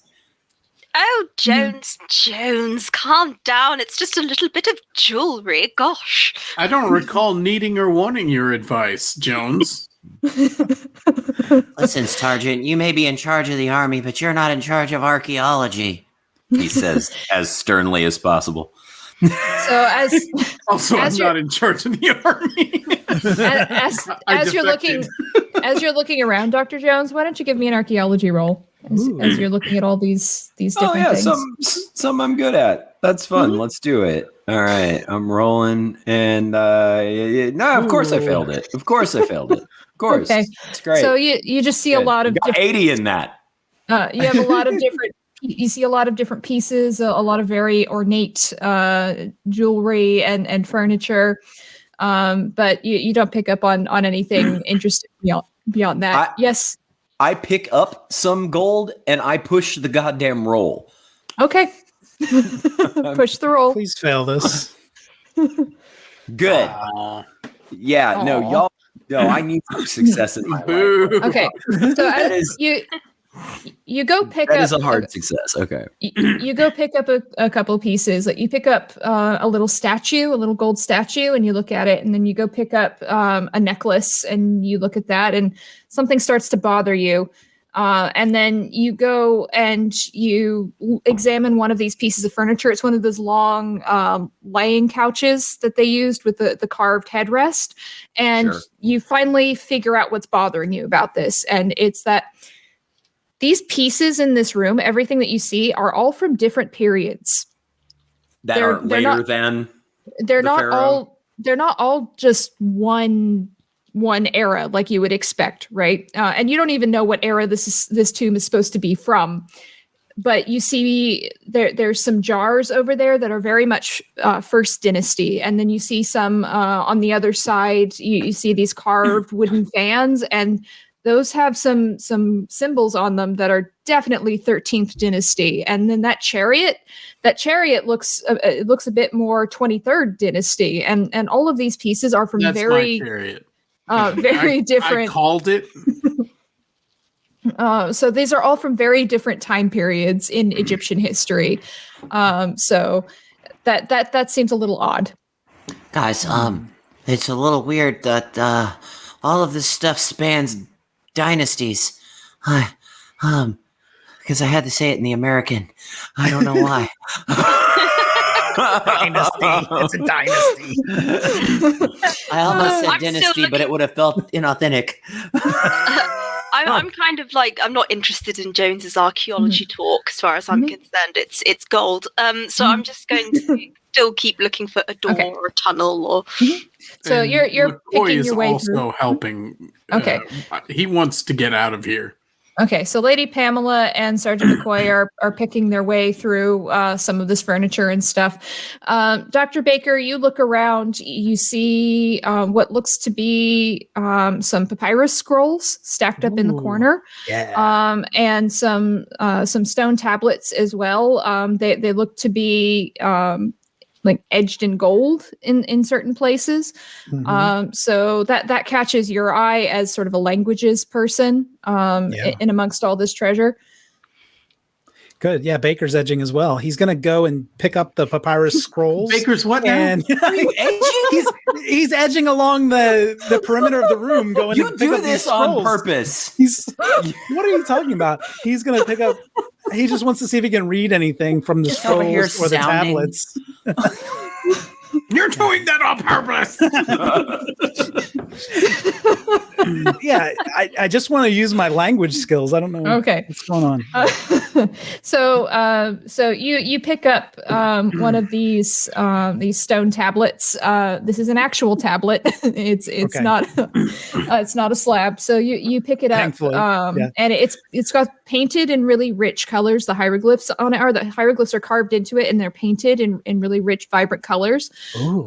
So you can give me a read hieroglyphs roll while you're looking at that. And while you're doing that, Lady Pamela and Sergeant McCoy, as you're moving around the edge of the room, you see off to the right is what looks like another stone slab. And you see what looks like two statues, one on either side of this stone slab. And you think you see another, is it maybe plaster?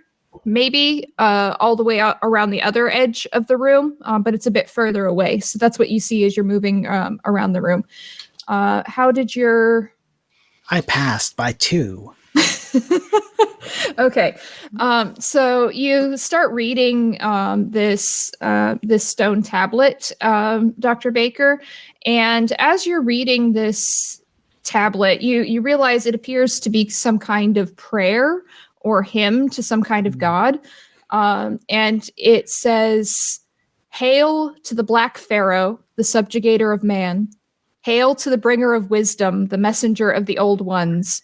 Hail to the Lord undying, the many-masked one."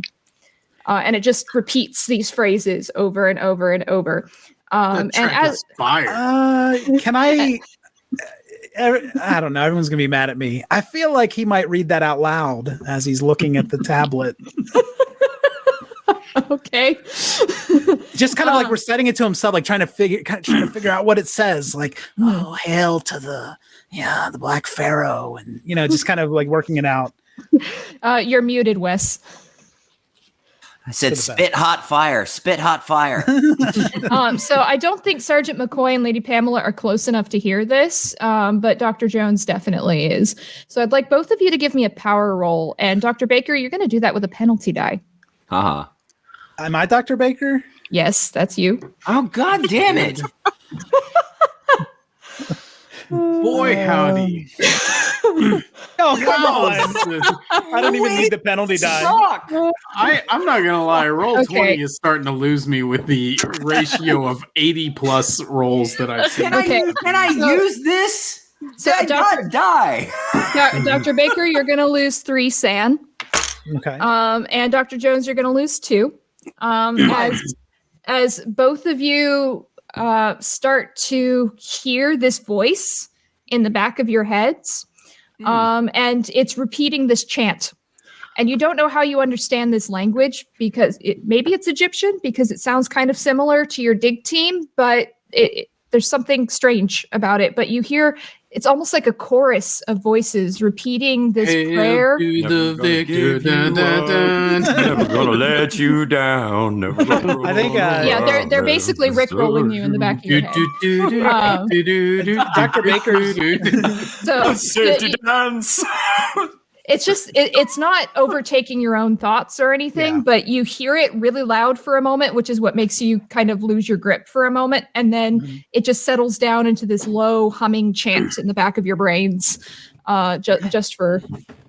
Can Dr. Baker's non-conscious response to that just be to kind of like pull at his hair? Like he's got, Yes. like physically it's bothering him in his head. Yes. This with the tickling from earlier. Yep. Mhm. Yeah. Dr. Jones is just kind of shaking his head. Just, You ever get a song other stuck two in your are- head, guys? The other two looking at us like, what the fuck? trying to bite his How ear. is Just so- looking at these statues on this slab? Can I see if this slab is like a doorway? Maybe there's a way of opening it. So you're going up to the stone slab. Yep. Sergeant McCoy, are you going with her? Sure. Okay, so you guys, the two of you move up towards the stone slab with these 2 statues, and it appears to be like the kind of guard statues you might have outside a tomb. One of them is holding a khopesh, which is this curved Egyptian sword, and the other one's holding a long spear. I would like to take that sword. Wait a second. So You're actually already dead. But yeah. no. Well, no, I want to take it before the statue comes to life. You see this as you're coming up to it. And then as you get a little bit closer, you realize there's something a little bit wrong about these statues that bothers you. It just really bothers you. And then you realize that it's not stone or whatever it is, these bodies, they're mummified. It's marzipan? Like it's mummified human bodies with these kind of Egyptian kilts and these heavy collars carrying these weapons. And then as you come up close to them, you realize what was really bothering you about these statues is that friendship. their 2 mummified heads aren't human. One of them's a crocodile. One of them appears to be a dog. Maybe a Corgi. jackal. Is it a corgi? It is a jackal. Okay. And No, that's good. That was a good answer. and as you realize this, you realize these are mummified humans with mummified animal heads attached to their bodies. And I'd like you both to roll sanity for me as you notice this. Gross, man. I don't have a lot of that sanity that I've heard so much about. How much do you have, Chuck? 45 to start with. Oh, I can't Okay, remember cool. how it works in Call of Cthulhu. If you roll above or below, how does it work? Below. Below. Okay, so I failed mine. Pretty good. Pretty good. Yeah, this roll 20 also thing is failed bullshit. Yeah, I failed mine too. Thanks, Okay. potential sponsor Roll 20. Yeah, it's bullshit. Okay. So Sergeant McCoy, you're going to lose 3 points of sand. Sure. Comfortable with that. And Lady Pamela, you are also going to lose 3 points of sand as you realize just what you're looking at. And Lady Pamela, that jackal-headed one, you feel like it's watching you. Oh, Like- I'm going to recoil from both of them. Be like, oh no. I'm going to look at the other side of the room. Sergeant, you be a dear and check that out. As you move away, Lady Pamela, you can feel those beady little eyes on you. Ugh. Maybe it's just the way it's mummified, but Are they moving, or does it No, just they're not- feel like the they're not eyes are moving. watching? it just feels like it. I thought you were talking Whatever- about Sergeant McCoy's eyes. Yeah, Sergeant, that crocodile's looking at you the wrong way. Wait, is he the spear or the sword? Spear. Okay, I want to take the spear. Okay. So you're gonna try and wrest the spear out of the mummified. I'm going to Okay. do it. Okay. So, congratulations, everyone. This is popping off now. Give me a strength roll. Okay. Let's cool. die. Let's get ready to fumble. I 82, almost what a did. fucking shock. That- So good. Everything's over 80 on roll 20. This is I feel like insane. roll 20's like, nah, you. I nah. mean, obviously, I'm burning 2 luck to make that a success. Okay. So you go up and you grab onto the spear, and you just sort of pull, and then it doesn't quite come away. So you just put a little more muscle into it. You manage to pull it away from this crocodile-headed thing, Mhm. and And you the have a spear. consequences of my actions are you have a spear. okay. Cool. That crocodile's still watching you, though. Okay. Stab it. I mean, I kind of want to poke it in the eyes with the spear now. I think you should. Because I Dr. don't Jones like doesn't, I but don't I like do. I don't like the eyes. They're very disconcerting. Okay. Is that what you would like to do? Have you guys had enough fun so far? Are we okay You with could just just cover dying the eyes. immediately? Yes. I think I'm gonna see if I can just poke those eyes out. Okay.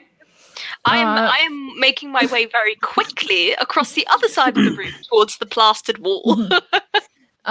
So we'll get to the consequences of your actions in a minute, Sergeant. No doubt.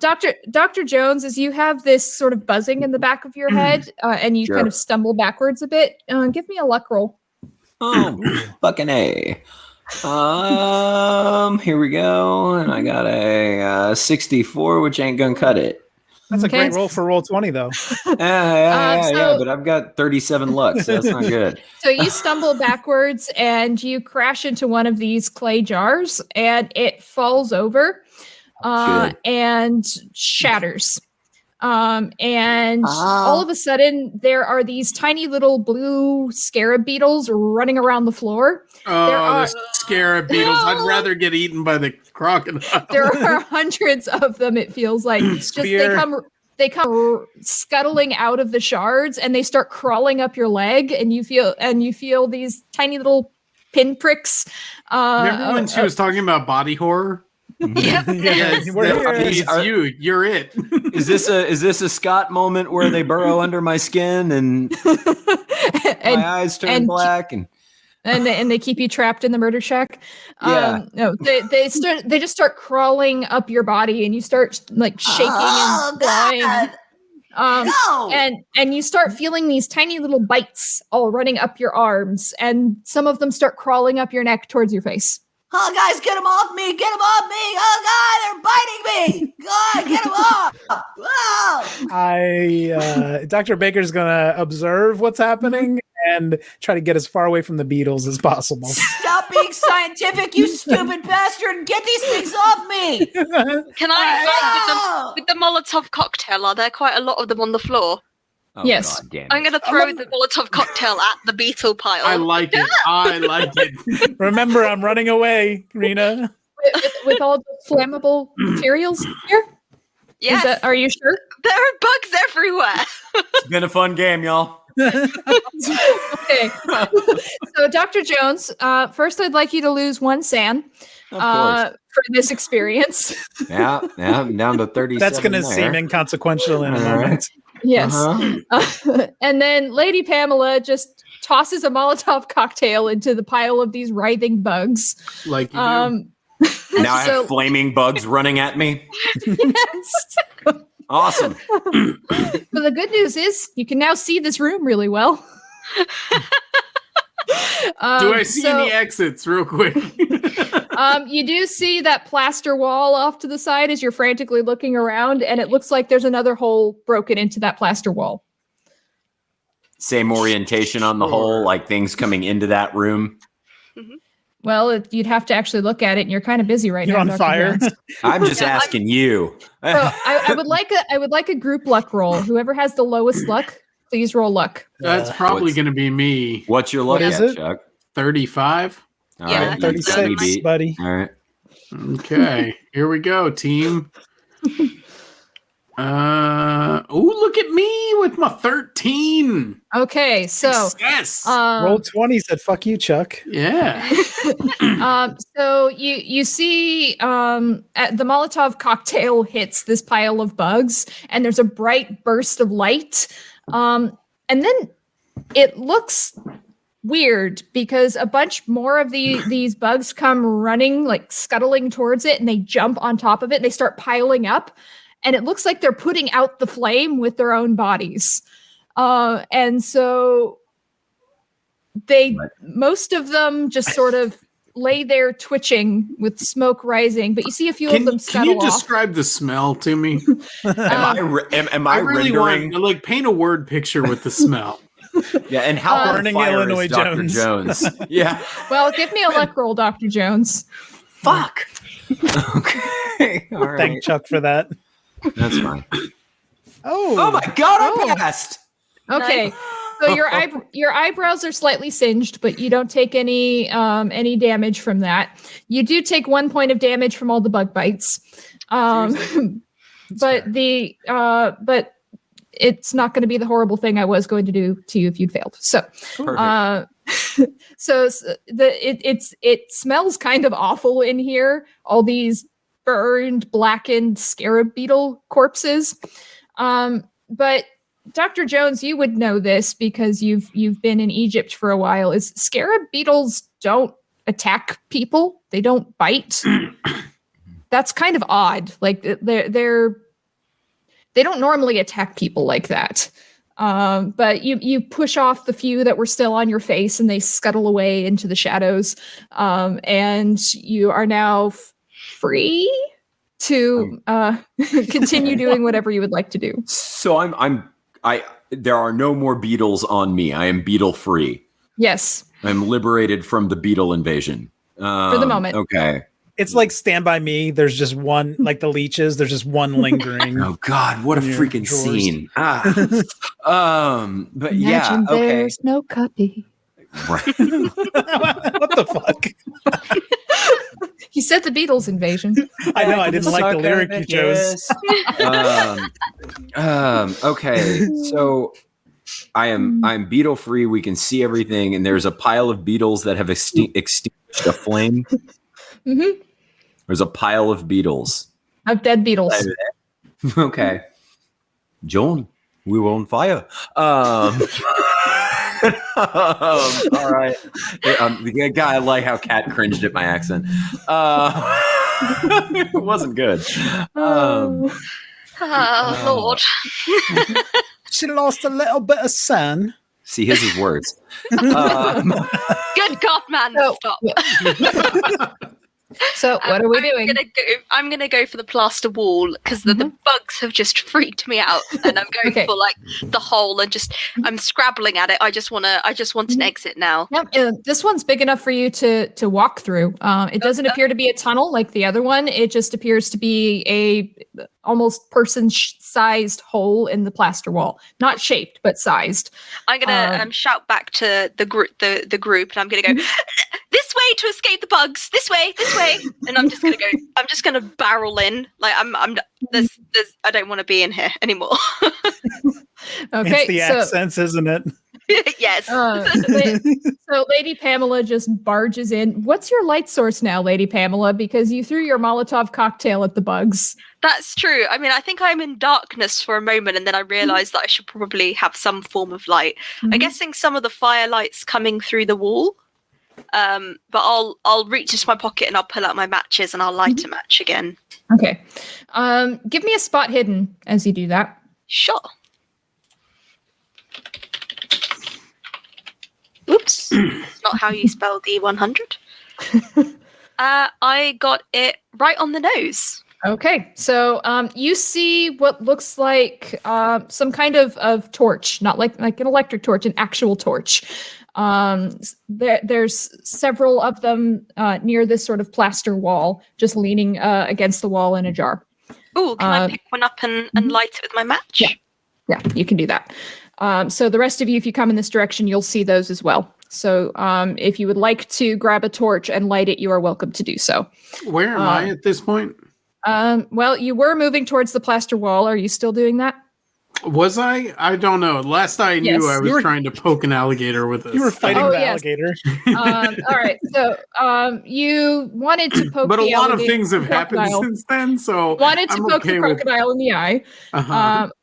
Are you still going to do that? Do you want to do that just before the beetles get lit up, or I don't know. Are we gonna have to retcon a lot of stuff when I die, or He committed to it. yeah? fuck it. Okay. I'm still poking the alligator with the spear. So you take the spear and you jab it into this thing's eye, and it's a very big spearhead and a very tiny eye. So you actually jam it into the thing's skull. Sure. And you see black oozing liquid dripping down this thing's face. And that's it. And that's it. And that's it. No problem. Then I don't I feel feel like so wait, tense. but then I don't feel like I was done. Oh Jesus! I I'm mean, just gonna test you. Rina. if I see statue and then I see liquid out of statue, Mhm. you know, that's gonna say, "Hey, It's a mummy. It's a mummy, not this a isn't statue. okay." Okay, it's a mummy. Mhm. That's even worse then. That's it. Hey, does anybody just real quick, Rina, hang on one second. Hey, does anybody know how you kill a mummy? I don't actually. well, know. He's gonna. No. Dr. It Baker's doesn't have to gonna- be in character. Like Cup, do you know how to kill a mummy? I don't know. Are you talking? You're talking about like just lore? How do I thought fire was the answer. Don't you it need fire? to like stab a book or like find its Well, daddy? it's- they don't- Mummies Mummies don't like cats, so Mummies don't like cats. Okay, Well, cat, corgis. get in here. so as you see this black liquid trickling down, that's when you hear the fire and the screaming. All right, fine. We'll just leave you to kill me later, alligator man. But let See the you later, record Kill me show. later, alligator. Let the record show you have some sort of disadvantage dice for melee attacks because you only have one eye now. And That's fair. I'm gonna say that out loud to him as I go follow them. Okay, so Sergeant McCoy follows Lady Pamela through the plaster. Dr. Jones, Dr. Baker, are you following as well? Mm-hmm. Yeah, can Dr. Baker do one thing when that Yeah. Molotov cocktail lit up the whole room? Can he just see if there's any interesting hieroglyphics or anything on the walls? With your fucking hieroglyphics. Well, I mean, he's not going to be able to miss it, right? That's what Yeah. he's attracted to. You don't really see anything in here. I mean, Okay. there's probably some other things that have hieroglyphs on them, especially cartouches and things like that. But you'd have to go looking for them. You don't really see anything on the No. walls. I think at this point he's going to scoot. He's going to yeah. leave. Yeah. Okay. So you go through this plaster, and there's a smaller tunnel, kind of like the one you came in through, but it's not as long. The air is very cold in here. You don't know if that's because you're moving deeper underground or what, but it is definitely colder in here. And you see another room up ahead of you. There's no weird hieroglyphs on the entryway. There's no plaster. It just appears to be an open room. I Do you think go in? Yeah. I think if it's colder, we may be getting towards fresh air. That is my logic. However, that's not how it works. Is that how that works? But that's That's how how it works at all. Pamela that's how does not late- understand physics. that's how Lady Pamela's logic works. Yes. How's Okay. the weather in November in Egypt? I need to look it up. So as you move into this other room, it appears to be a cave of some kind, and you see hundreds of these little like statues or jars all across the room. They're all of different sizes. Some of them are almost as big as you are. Some of them are tiny, like only about 6 inches tall. And they're just standing all around the room in rows. Some of them look like they have human-shaped clay heads. Some of them look like they have animal heads. Some of them just have wax coverings on them. You can see them all over the room. You see on the back wall what looks like a painting or a mural of some kind with some hieroglyphs and some. It's hard to see what's on it from this far away, but the colors are really bright and fresh. And it's really eye-catching in a way. It kind of draws your attention across this room full of tiny statues. And then off to your right, you see an altar. That's the only way to describe it, really. It is a stone altar inlaid with gems and silver. And hanging above it is an upside-down ankh. An ankh is a cross with a loop at the top. It's an Egyptian symbol. And it's hanging upside down. It appears to be gold, and there's little wavy tendrils coming out of it. And as your eyes follow this out... Yes. Can you expand on little wavy tendrils coming out of it? Are they waving? Are they like done? Are they made of clay? Are they made of energy? They're made of gold. They're made of gold. Yeah. Are they actively kind of waving? like a child's drawing of the sun, with squiggly lines. That's what it looks like. Yeah. Okay. All right. And Wait, as that's how I draw the sun.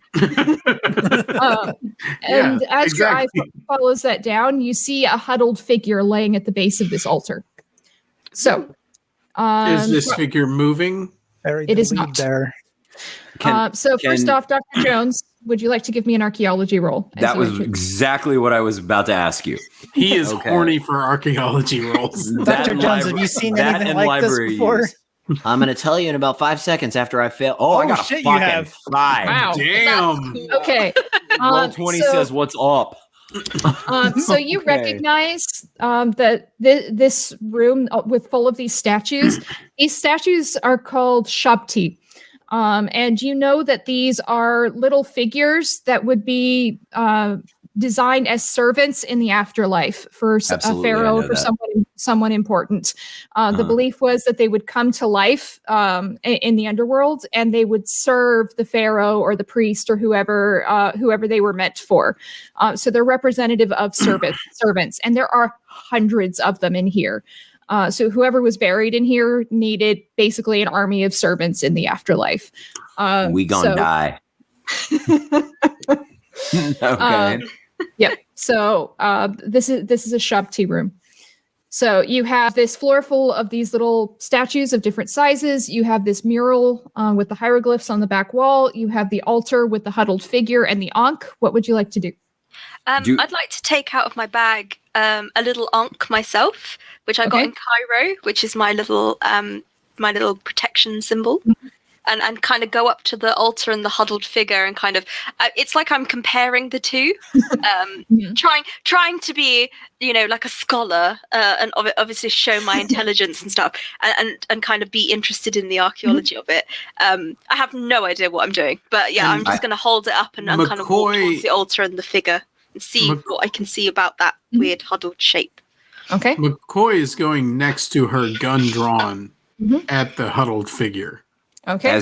As Dr. Jones explains everything you just said to the group, he pulls out his cross that he keeps with him and just starts holding on to it, shaking a little bit. Okay.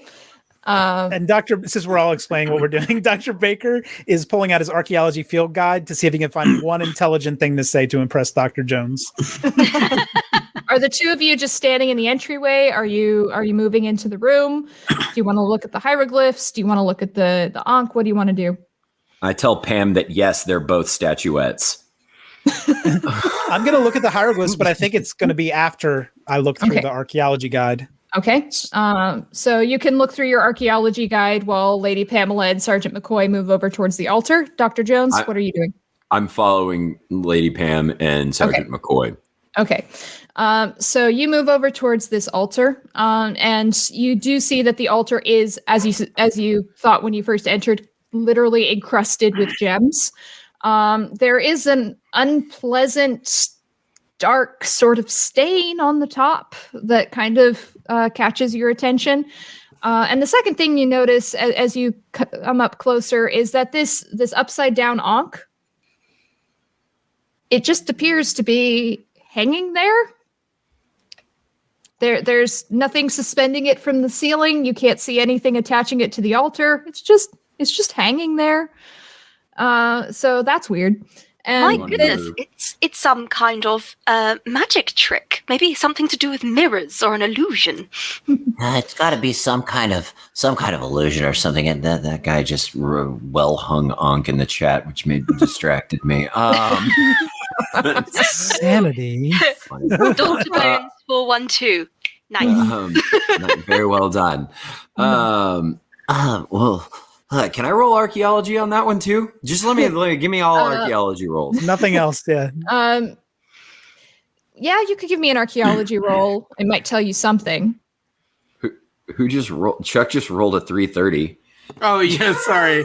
What the heck? That was my 5D100. I got distracted. Oh dear. Okay, well, I'm gonna use three luck on that archaeology roll and see what we can glean from that.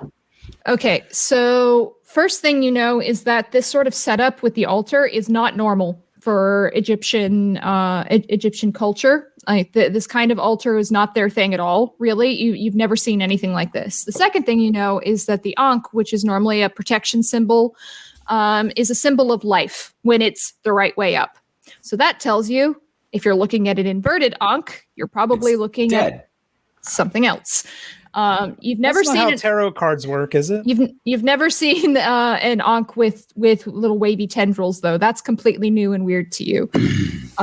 But that is what you glean from that archaeology roll. Do the tendrils have suckers on them? They do not. Good. Can I lean underneath it over the altar and look up to see if I can see any kind of chain? Yeah, really get in there. Wires or Face right underneath it. Okay, give me a dexterity roll, Lady Pamela, as you're doing that. let's have a look. Oh Lord, Lady Pamela, you are not dexterous. Too many for fine initiative. tea cakes, I think. You're pretty dexterous. Ouch. What am I? Oh, yes, that's underneath. Is it? That's No, no, it's not. That's not. No. That's nowhere way. near. I was gonna Sorry, say. Nowhere I near. read it was 58, and then I was like, oh no, it's 85. Walking around with 90 Yeah. decks. I can't even save that with I Okay. can save that with a lot of luck, but no. So 90 you decks like she's in Cirque du Soleil. Right. So you crane yourself under it to see if you can see if something's holding it up, and you start to slip a little bit with this awkward positioning. So you have to put your hand out to steady yourself, and when you do, you touch the Ankh. And it is cold. It is so cold. It is colder than anything has any right to be. You can feel it almost sort of burning into the palm of your hand. And I'd like you to make me a power roll. Okay. You get stuck to it like a Christmas story. I double dog dare you to touch the Ankh. Yikes. Wow. So first off, I'd like you to lose 4 sand. Naturally. Bye. That's not bad. As you touch the Ankh and as you feel this unnatural, horrible cold in your skin, you start shaking and you start convulsing, and it's like you can't let go of this Ankh. So Dr. Jones and Sergeant McCoy, you see Lady Pamela just put her hand out on the Ankh and then grip it, and then she starts shaking and convulsing. And Lady Pamela, as She's been saved, is what you're saying. yes, she's having a religious experience. And I'm like this. Because Lady Pamela, you are out in the void. You find yourself surrounded by stars, and then you look down and you see that you're on this barren, arid wasteland. You're floating above an arid wasteland of some planet. It doesn't look like Earth, but it's cold, it's red, it's horrible. And as you look up, you feel your body sort of tense and shake and convulse, and you see a figure, and it's just sort of floating in the air above the ground, and it's got this headdress that looks very Egyptian to you. It looks like what you've seen pharaohs wear in art, and it's holding a crook and flail like pharaohs do, but upside down. And it totally gilded. looks like David Bowie otherwise. Yes, it does look like David Bowie. But it's got this really shifting kind of face. You can't really focus on it as you're looking at it. It's like the angles of the face keep contorting. And then you see it open its mouth, and this long tongue comes rolling out as it floats. And it tilts its head and it looks at you, and you see blood trickling down its face, and it says, "You're mine now." Oh God. And then and then you snap into black. I'll kind of can I let go of the ankh now? You come to, and you are still holding it, and it is still cold, but you're not convulsing. Cool. What did I say about touching artifacts? I'll snatch my hand away, and I'm physically shaking, and like I have the torch, and I've like pulled it as close as possible. I look kind of like, where's the exit? How do we get out of here? Well, you're not going to do that again, are you? So while that's happening, Dr. Baker, what are you doing? I'm putting my pamphlet away, and I'm going to just take a look around the room to see if there are any interesting hieroglyphics. You do see that what looks like a mural at the back of the room, so you could kind of pick your way through all these Shabti figurines to get back there. You do see some hieroglyphs running along the edge if you'd like to do that. Yeah, just kind of clumsily walking over these things to get there. Yeah. Okay. So you pick your way through, and you knock a couple of them over. No, I didn't want to knock them over. I just wanted to. I just wanted to survive. Give me a dex roll then, if you're intentionally trying not to knock any of them over. Oh, good. Is this a dex that could help me or kill me? Okay, I am going to try to not disturb them because I want to sell them later. That's a success. Ooh. Oh. Okay, so you manage to gingerly pick your way through all of these little figurines. You don't knock any of them over. You do notice that a couple of them have already been knocked over. Not by you. They're just knocked over. So someone came through here before, it appears. But you make your way through to the back of the room, and you see this massive mural. It covers 2 walls almost. And your eyes are kind of drawn to it because the colors are so bright and fresh. It almost looks like they were painted just yesterday. There's none of this kind of fading and cracking that you saw in the paintings in that first hallway that you came in, and nothing like you've seen in pictures or on other artifacts. These are bright and clear, and so they're really easy for you to pick out. And so as you look, you look at the first part of the mural. And what you see is a little strange because you see what looks like a pharaoh. So you see the typical 2 crowns of Egypt with the crook and the flail. But his crook and flail are upside down. That's the first thing that strikes you as a little weird. And then you notice he's dark, like so dark that you can't even call it black, but that's the only word you can use to describe it because of how dark it is. And that's very, very strange. And then you notice that he's just sort of standing guard. You follow his gaze. And there's this set of scales. And one set of scales, one side of it is holding an anatomically correct human heart. And then you see on the other side, where you would know would normally be the feather of truth, the feather of Ma'at, is a bunch of animal corpses. There's a cat, there's a crocodile, there's a lion, there's a falcon. There's all sorts of animals on this scale. And you see a kneeling human figure like prostrated in front of it. And the scales are equal. And that's the first thing that you notice. And that's a little strange because what are they weighing here? And then you follow naturally the pharaoh's gaze around the other part of the mural as you're looking for more of these hieroglyphs. And the colors start to kind of shift in your brain, Dr. Baker. It's almost like they're moving a bit as you're looking at this mural. And what you see is this pharaoh again with the upside down crook and flail. And he's standing in a chariot on a cliff, and he's looking over a plain. And you see what looks like a city, an Egyptian city, but it's no city that you've ever heard of. This isn't Memphis. This isn't Thebes. It's not Cairo. It's some city made all of white. And it appears to be on fire. There are tendrils of smoke and flame. And as you look at it, it's almost like they're leaping up at you out of the picture. You can almost smell the smoke. You can almost hear the crackling of the flames. And then you feel like you can almost hear screaming. And as you keep looking through this mural, you see humanoid figures running through the streets of this city as it sort of focuses in on the city itself. And you see Egyptians, you see Nubians, you see people of multiple ethnicities just sort of running through the streets and screaming. You see terrified pain on their faces. And then you see what's chasing them. And you see these figures. They're human with the heads of animals, and there's animals with the heads of humans, and there's things that are just angles that don't make sense. They shouldn't be real.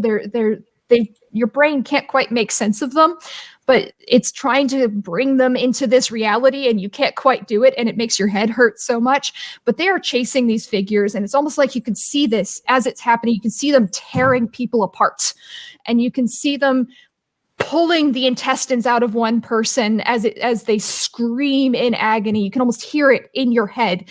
And then you see someone else's head being just completely ripped off clean. And you can hear the bones breaking in your mind as you're looking at this. And you just see all of this carnage and this chaos.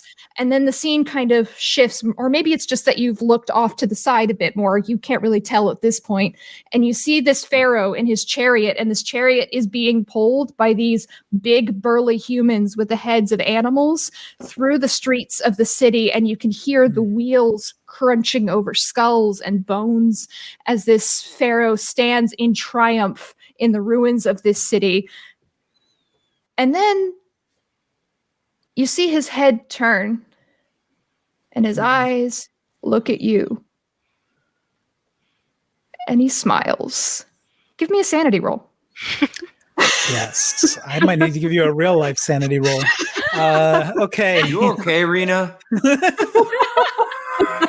That was very vivid. That was awesome. Yeah, that was great. Oh, shit. Okay. 91 is Roll not gonna 20, man. Now pass your intelligence roll. Okay, so yes, so it's going to be okay, so that's 5 sand. So give me that intelligence roll as your brain is trying not to cope with this. Can he still hear the music in his head? Oh yes. All the power roll fails along with this painting. I don't feel like my character's doing well.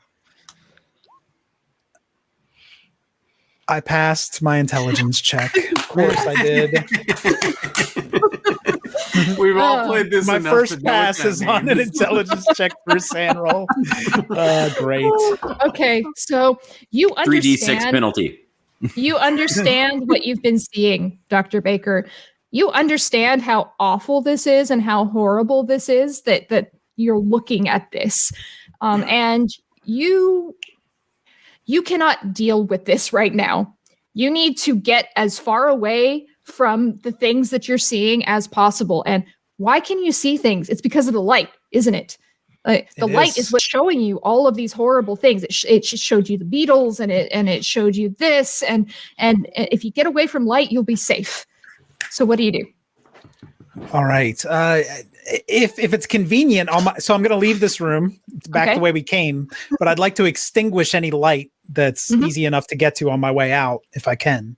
Mm-hmm. I know. Well, You'd have to go up to them to put out their lights because they're off to the side. Too frantic for that, I think. He's just going to run out. Yeah. Okay, so you put out your torch, and so the rest of you, as you've just dealt with Lady Pamela having a seizure, and all of a sudden you hear a scream, and you see Dr. Baker running into a hallway, muttering something about the light, get away from the light.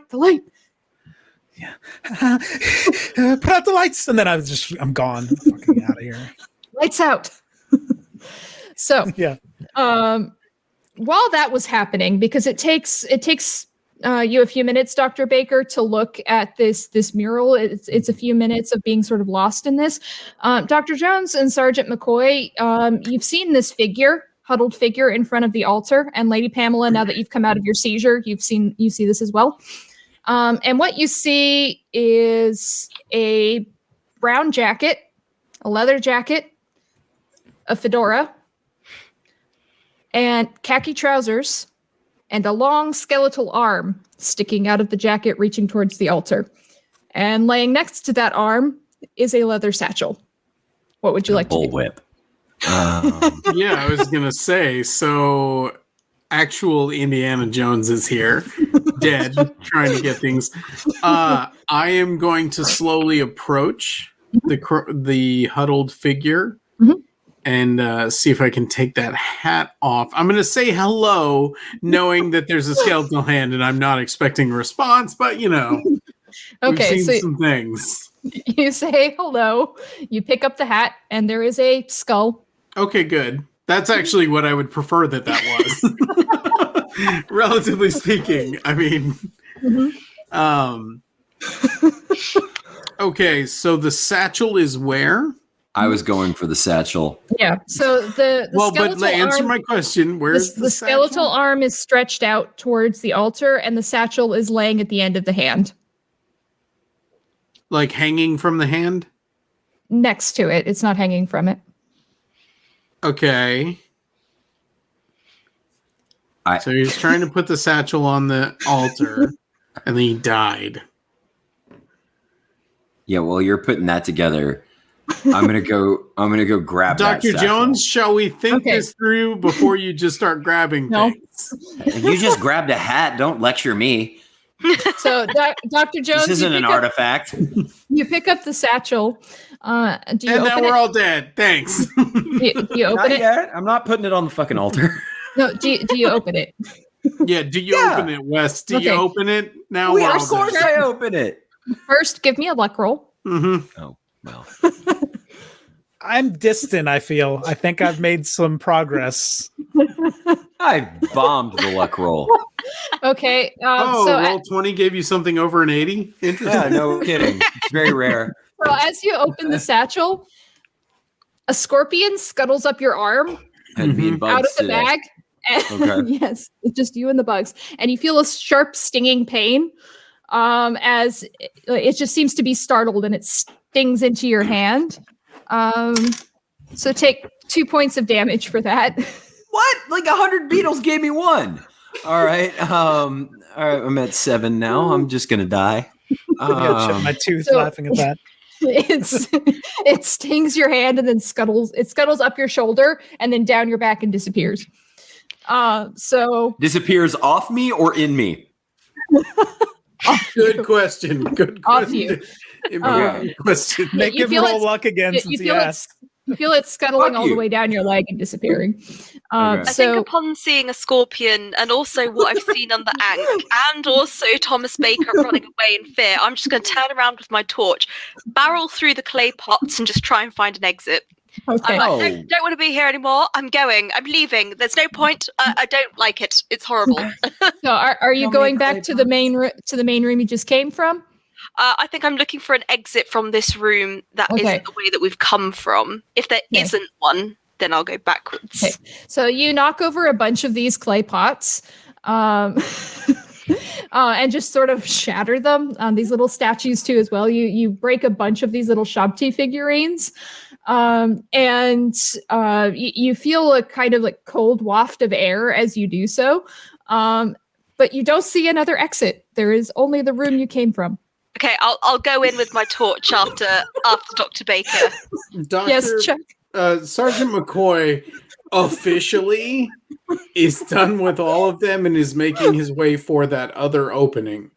He's reading the writing on the walls with these three, and he's fucking done. There's no other opening. It's just the way you came in. I thought you said that there was like a plaster wall. That's what you came through. Oh, I'm sorry. I thought you said there was another one. Nope, just the one. Okay. So while Sergeant McCoy is trying to figure out his life options, Dr. Jones, you look in this satchel now that you've dealt with the scorpion. You find a water skin of some kind. Appears to have a little bit of liquid in it. You find a passport. It appears to be German. You find a leather-bound diary with the name Sasha Karner embossed on it. And you find a stick of dynamite. Okay. Yes. Can I use my library use or language skills to read the diary real fast? Do you have German? No, I have Arabic. I don't know I how feel to like there's a house rule at Ain't Slay Nobody that whenever someone calls for library use, you have to accommodate them. Yeah, I've got good library use. Let me. It is so rarely requested that you almost have to honor the request. Well, But if they succeed, don't give them anything. Since our only German speaker is running away in a bout of madness, I will let you make a library use roll, and if it's a good one, I might let you figure it out. All right, roll 20. I don't like you, and you don't like me. So Better get let's. extreme.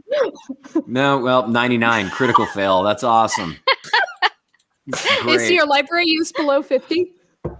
No, my library use is 50. Okay, so it's not a fumble. It's not a fumble. But you flip through the journal and it is written in German and you don't speak German. Like you can just pick out the name Sasha Karner a few times. And that's you pick out an English name as well. And you find this name a couple times. It's Gerald Sutton. You can read that. And you read Suez, but that's all you can pick out. Can I stick the dynamite in my mouth, light it, and die? Rina, is there another wall in this room that looks like it might? You want to? I read you. Outside, you want to go Zelda, right? You want to place a bomb? It is all stone in here. That wasn't my question. Like, do any of them look like maybe there's some way out on the other side of that wall? Dynamite blows up stone. I know. I know that much. Do you have any archaeology? You know, I don't. Well, I assume I don't. Let's just assume I don't. Have I've got 1%. So while you're trying to figure out a way out, there isn't one from that room. Dr. Baker, you have run into the main room in the dark, muttering, "Put out the light! Put out the light!" What are you trying to do? I'm just trying to get as far away from light as I can, and just kind of like running until I run into something or until I see light that I need to put out, like a torch following me. Well,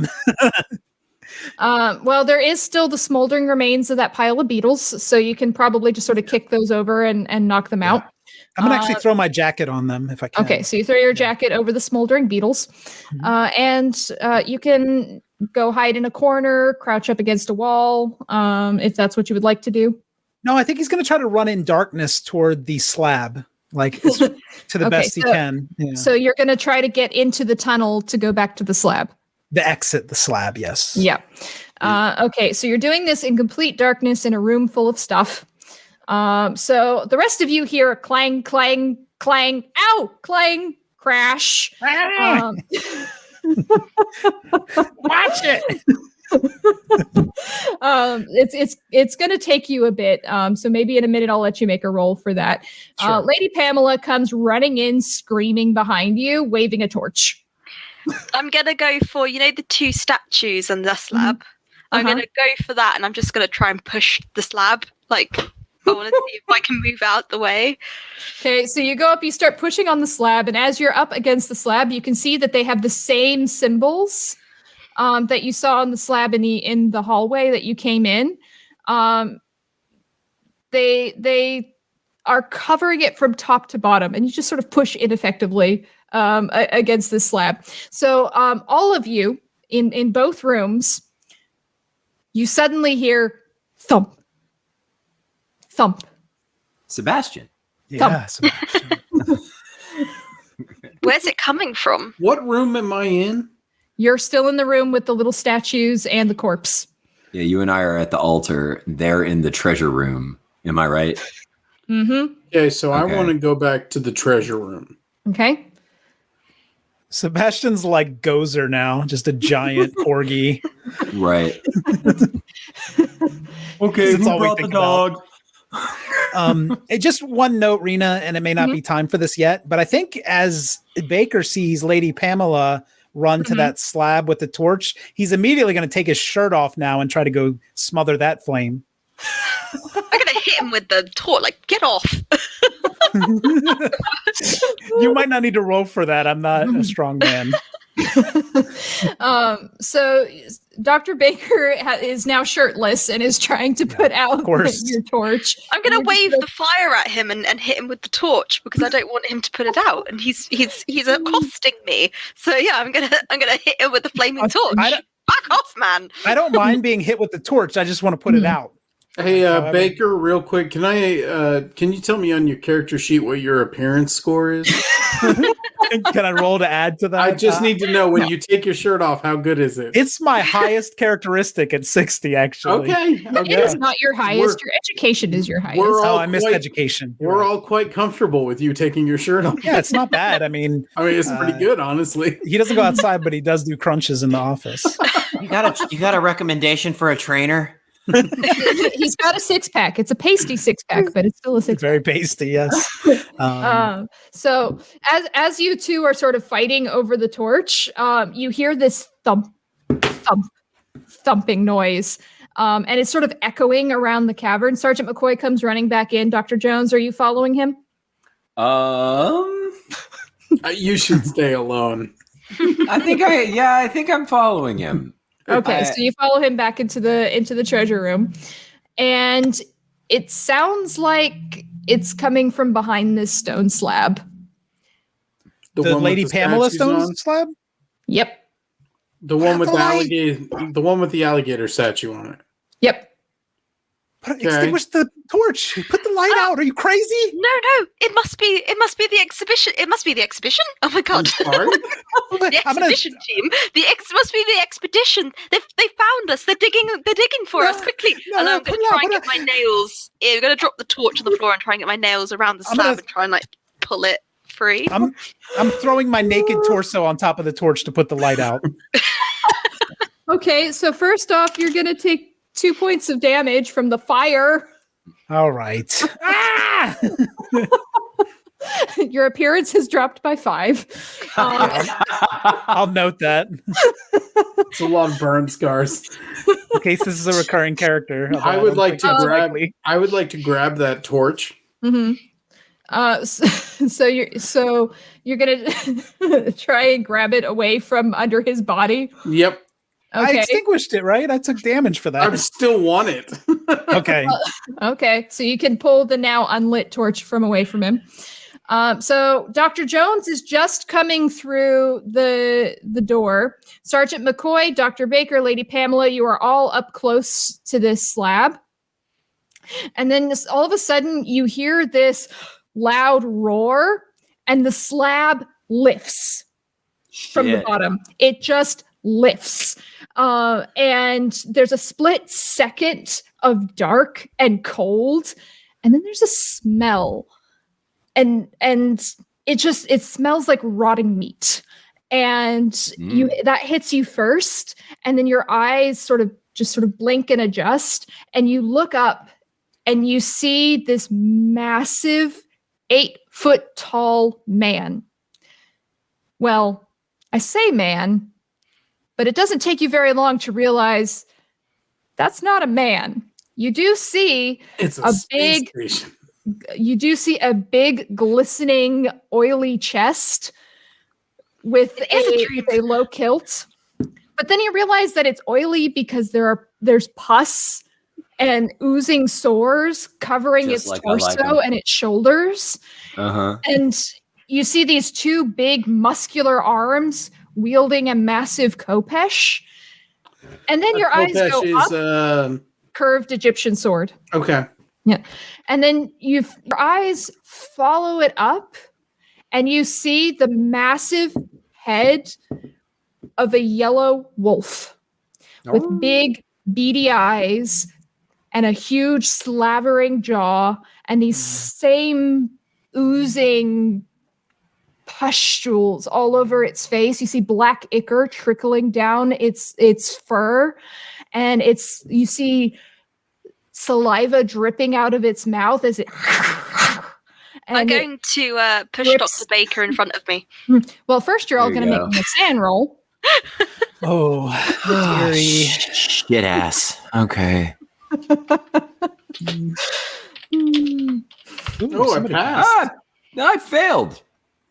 You can't spin luck on a sand roll, I huh? also Oh, failed. I rolled a 9. I've passed. Okay, so if you passed, you take 2 sand loss. And if you fail, so who failed? Is it Cat and Me. Cat and Wes? Of course. So Wes, you're going to lose 5. Mm-hmm. And Lady Pamela, you're going to lose 3. So Dr. Jones, why don't you go ahead and give me that intelligence roll?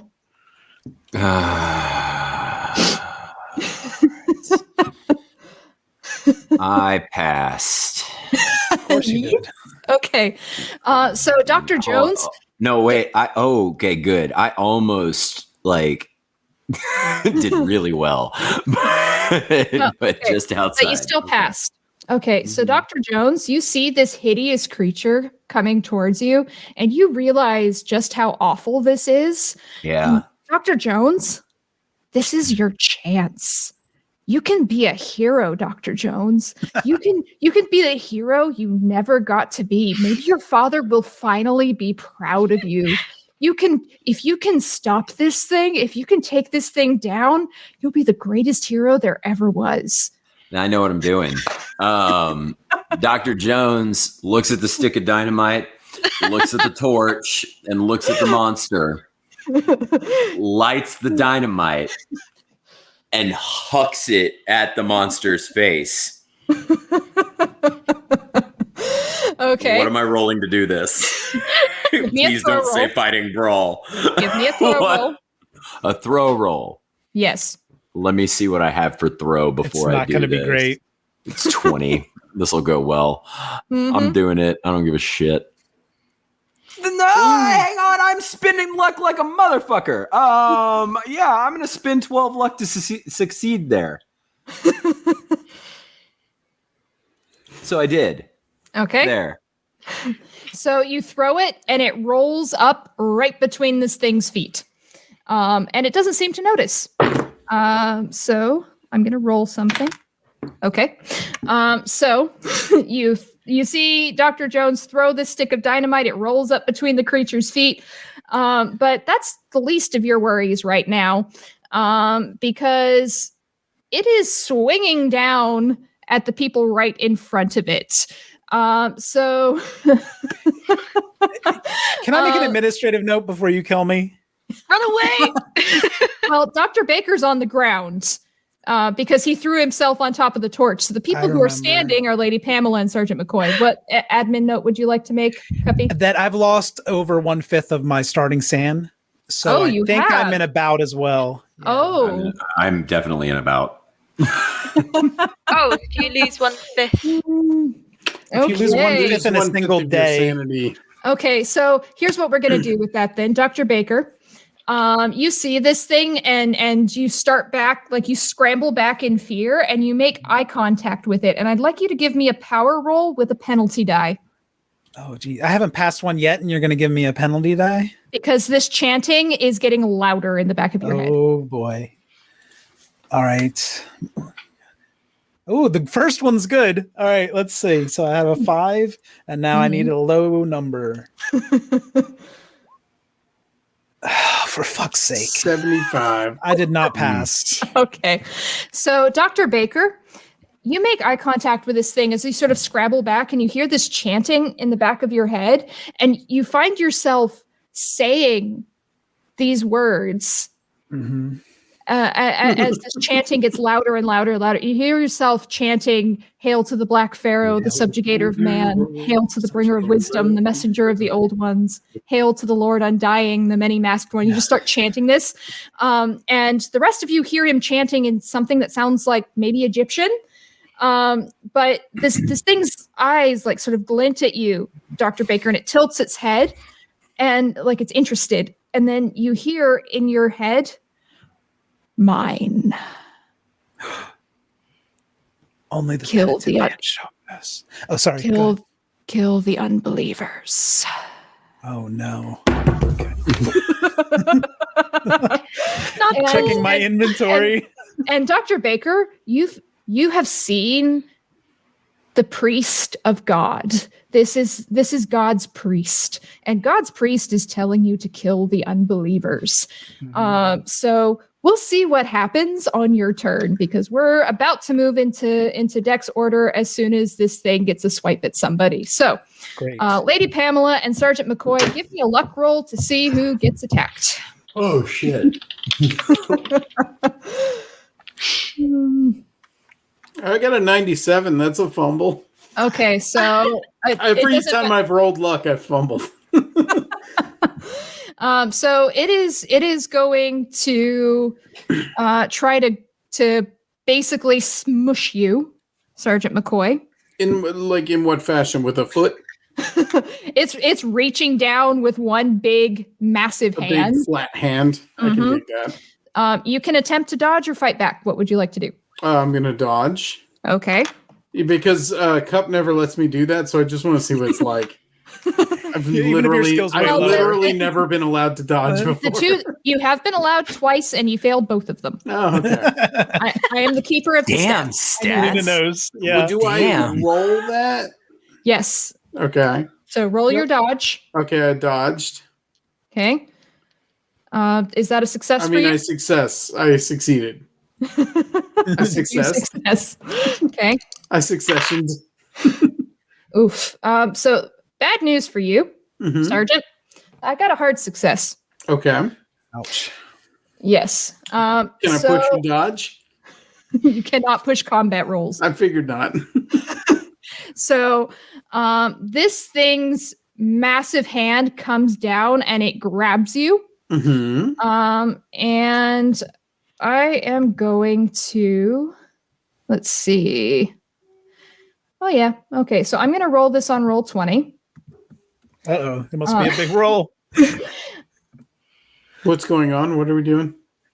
You take 9 points of damage as it reaches down and crushes your rib cage. Sure. It is now clutching you in one hand. That is more than half of your hit points. So please give me a Constitution roll to see if you stay conscious.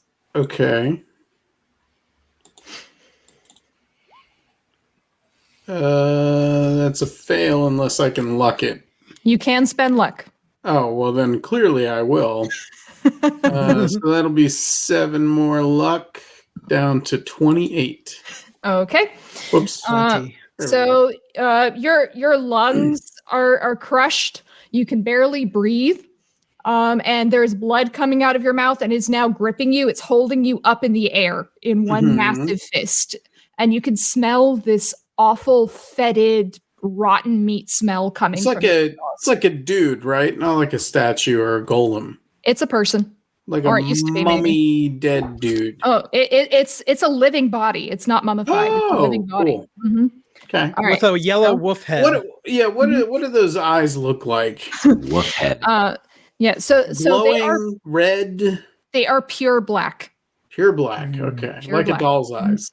Yes. Don't ask too many questions. She'll make you roll power. It's true. If I look at the eyes for too long. We are now going to go into Dex order. I already have this prepared, so y'all don't have to worry about that. So first in the order is actually Sergeant McCoy.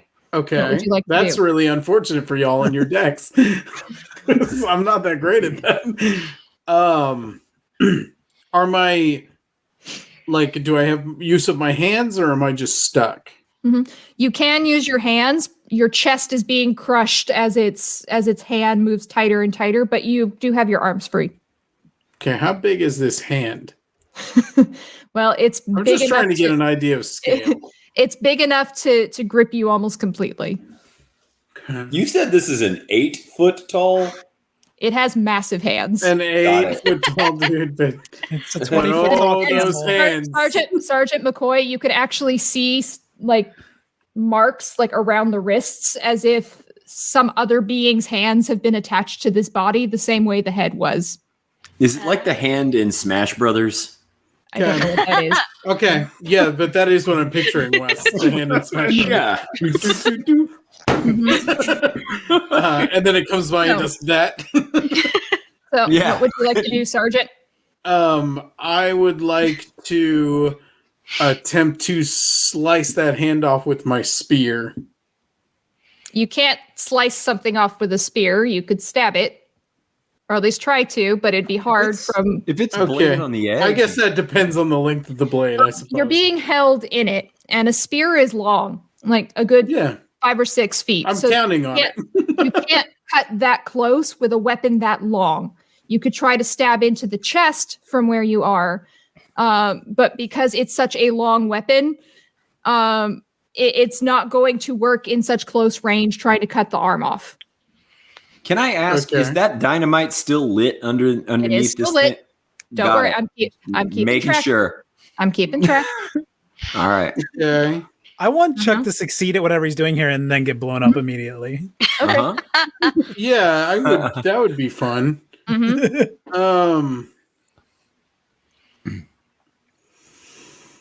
I guess I'll just try and.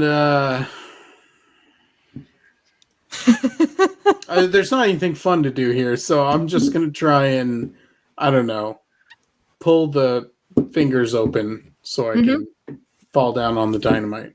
Okay, so give me we're going to do a contested strength roll. Okay. That can't be good. Yeah, his strength is 180. Close. I got a. Oh, I got a roll 96, 20. so who gives a Well, shit? I got Everything a hard that I success. rolled was a fail or a fumble. I got a hard success, so you are still grappled by this thing. Sure. That's fair. Would you like to try to stab it? Or shoot it? You'd have to drop the spear if you're going to do that, because you don't have your gun out. Oh, okay. Well, I had my gun drawn when I was looking at that huddled. You had to put it figure. away because you have a torch in one hand. Remember? The spear. torch. Yeah, we'll try and stab it in the eye. Okay. So give me a fighting brawl spear. Fighting brawl spear. It's right there on the character sheet. That's a 93. Everything's over 90. It doesn't matter on fucking roll 20. Is that a fumble? What's your fighting brawl? It's 70. I'm very Okay, good at so fighting brawl. all right. So you try to stab it effectively at it. It just sort of bats it away. Like you try to stab at it and it just holds you out, kind of like a bully like holding an arm out against a smaller kid. The kid's trying to get closer to him. So Lady Pamela, it's now your turn. What would you like to do? I am turning around. I'm running. I'm gonna run into the. I'm gonna try and run and hide behind a pile of treasure, just hunker down. Okay. And I'm also gonna take off the bracelet and the ankh and just try and get as small as possible behind a mound, just try and sort of hide essentially. Okay. Give me a stealth roll to see if you're able to hide effectively. Okay. Mm-hmm.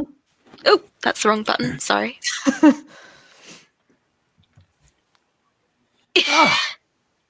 Good lord! Is that Nice. is that a fumble? So my stealth is 40. So yes, that's a fumble. Oh. So you think, Lady Pamela, that you have hidden yourself so well. I'm so hidden right now. You're so well hidden, but your entire ass is hanging out. Like your feet are sticking out from behind the pile. If anyone looks over there, they can see your butt hanging out. Like you think you've done so well, so you're just sort of hunkering in there. But anybody who looks in that direction is going to see you. Like a 3-year-old playing hide and seek. Uh-huh. If I just freeze, no one can see me. So Dr. Jones, I would like you to give me a power roll Yeah, why not? on this as the start of your turn. Yeah, I'm doing it. Screw this shit. This is fucking really. Oh. Oh, I passed it. That's a hard success. Nice. All right. So this chanting in the back of your head is really bothering you. Like you feel so uncomfortable right now, but you manage to sort of push it off. Like, nope, we can deal with this later. I don't have time. So what would you like to do, Dr. Jones? It is now your turn. Well, I've already hucked a stick of dynamite at it. You're still in your bout of heroism madness. Can I? Okay, what are my options? All right, so Sergeant McCoy is up there in the grips of this giant-handed 8-foot-tall wolf thing. Yes. And he has a torch. Yes, Yeah, he I has do. a torch in one hand. I also have a torch. Yes. Okay. So 2 torches, 1 wolf. What if we... Yeah, is there... This thing's got a kilt on, you said? You said like a... Mm-hmm. It's a Scottish death wolf. All right. No, like an Egyptian white linen. Right. Now I'm just being an ass. What if we... Can I run up and like... Well, no, I don't want to do that. I threw dynamite. Can I? My damn! What do I want to do? You cannot roll archaeology. Yeah, can I archaeology it to death? I'll give it a lecture. Is there in this room? There were statues with one of them had a sword, right? Yep, it's Ooh, behind this thing. Oh, It's behind it. Yeah, because it's come out of that past that slab. It lifted the slab and it came through. Okay, I like Dr. Bones' idea of punching it in the dick. What if, do like the Van Damme thing, hit the splits and give it an uppercut. I can't get to the sword. There's nothing else in this room that would be useful to me. Well, there's lots of things lying around. You could give me a luck roll to see what's near you. ooh. Yeah, hell yeah, let's do that. That'll go great. Oh yeah. Wow. Nice. See? Yeah. Yeah, that's a hard success too. So what do I get? Okay. So there I is think. lying next to you, there's a short sword. So It that's is a just sort of on top of another smaller chest of wood and gold. You could grab that. You see, there's obviously the torches around. You could pick up one of these like heavier items and try and chuck it at it and do some damage that way. You have a few different options. I want to pick up that sword. Mm-hmm. And like, how far away is Sergeant McCoy and the hand from He's me? in the air. He's in the air. That thing. Let's see. It's How long are its about- arms? It's about. Well, it's holding it above its head. It's. I'd say it's about 10 feet away from you right now. Chuck, had to be close enough.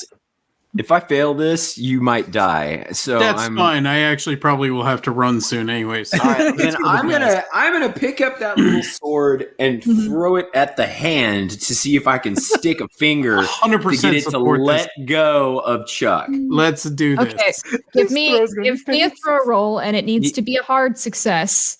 A what roll? Throw. Damn it! All right, well here we go. And there, 19. Come on. Do you have 9 What luck? I get? Hold on, where is it? Yeah, I do have 9 luck. I'm gonna go ahead and pass this. Taking my luck Okay. down to 19. Sorry. Okay. I'm sorry, 11. Okay. So in your 13. bout of heroism, you feel like you're Hercules, and you throw this sword, and it cuts this thing across the wrist, and it gets startled, and it drops you, Chuck, Sergeant McCoy. It drops you, and you fall to the ground. You take 1 point of damage for falling. Sure. Get up and shove the dynamite up its asshole, and let's get the hell out of here. Is it my turn? Can I shove the dynamite up the asshole? It's not your turn yet. It is, however. Unfortunately, it's the dynamite's turn. It is your turn, Dr. Baker, and you feel like you need to kill the unbelievers. Yeah, kill. Who's closest to me? I know Kat ran off to hide with Lady Pamela. And we all saw her. I know where she is. Dr. Jones is closest to you right now. Dr. Jones. So what I'm going to do, I'm not armed, so I think I'm going to take my pen and try to stab him in the eye with it. Okay. I do have a pen. Give me a fighting brawl roll. Somebody read his character sheet. I did. First time for everything. I killed you last game. This is only fair. I mean, I don't think he's going to kill you with a pen, but Through the eye. I failed anyway. Good.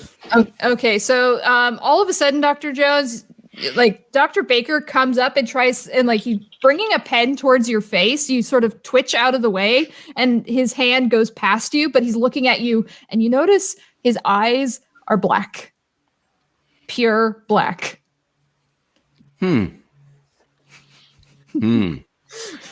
Dr. Baker, are you okay? He asks, knowing the answer. And Dr. Baker says, non-believer. So this thing is going to it's now its turn, and because you are right there, Sergeant, it is going to try and pull your head off. Oh, sorry, me? Yes. Yes. Sergeant Pez dispenser. So it's going to reach down with one mighty fist. Are you going to try to duck or dodge out of the way? You're going to fight back. What would you like to do? Yeah, we'll try that dodge again. Okay. What do? I roll for that, right? Okay. I did not succeed. Sounds like you're dead either way. Yeah, it's fine either way. It got an extreme. Yeah, well, I didn't do anything anyway. I just sort of stood there. Yeah. Or Well, maybe I went, huh.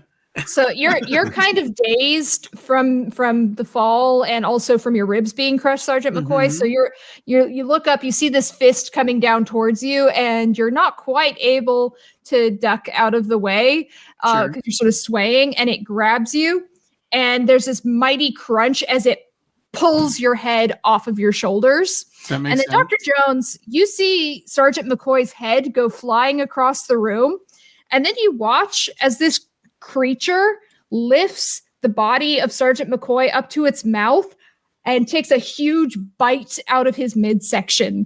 And there is blood dripping down its face. You see Sergeant McCoy's intestines hanging down from his headless corpse. And his body is just sort of limp as this thing goes crunch.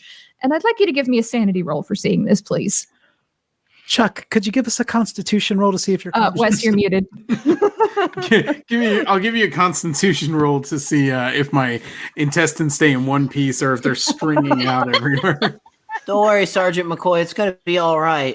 I rolled an 18. What was I rolling for? Sanity. Constitution? The sanity. I passed it. Okay, so you only lose 1 point of sanity for seeing this. Okay, yeah. That's good. So we are now back to the top of the order. Sergeant McCoy, rest in peace. You see his head just sort of rolling across the floor off into the darkness somewhere. It is now Lady Pamela's turn. I think my hiding place is spectacular, but I don't know. After having heard whatever I just heard, I'm gonna kind of on hands and knees crawl towards the hole in the wall that led back to the statue room, and I'm kind of gonna try and get through the hole, and then I'm gonna kind of on my hands and knees kind of crawl towards where I think the altar is, like feel around and try and like hide behind it. Okay, so you're going back towards the interior of the temple. Yes, yeah. Where Okay, the or ankle the tomb, was. sorry, yeah, That's okay. where I'm aiming for. Okay, give me a stealth roll. Sergeant McCorpse. Peace, Chuck. I just kicked him out. Okay. Come on! 97. Seriously. Is that another fumble? Yeah, that is a fumble. Okay. Jesus. So Dr. Jones, you hear a clang, clang, crash as things are being knocked over behind you. Lady Pamela, give me a luck roll. Okay. Oh God, it's gonna be 100. Come on, roll 20. Don't let me down. Yeah, that's better. What is my luck, actually? My luck is 40. Sorry. No. Spend Yikes. luck. Spend luck. You can't spend luck on I luck. know it was a joke. Oh, well, fuck me then. So you as you're crawling, Lady Pamela, and you're knocking things over in your blind panic trying to get out of here, you bump into something and you hear a crash. And then you feel these little tickling sensations crawling up your arms. Beetles. Yeah.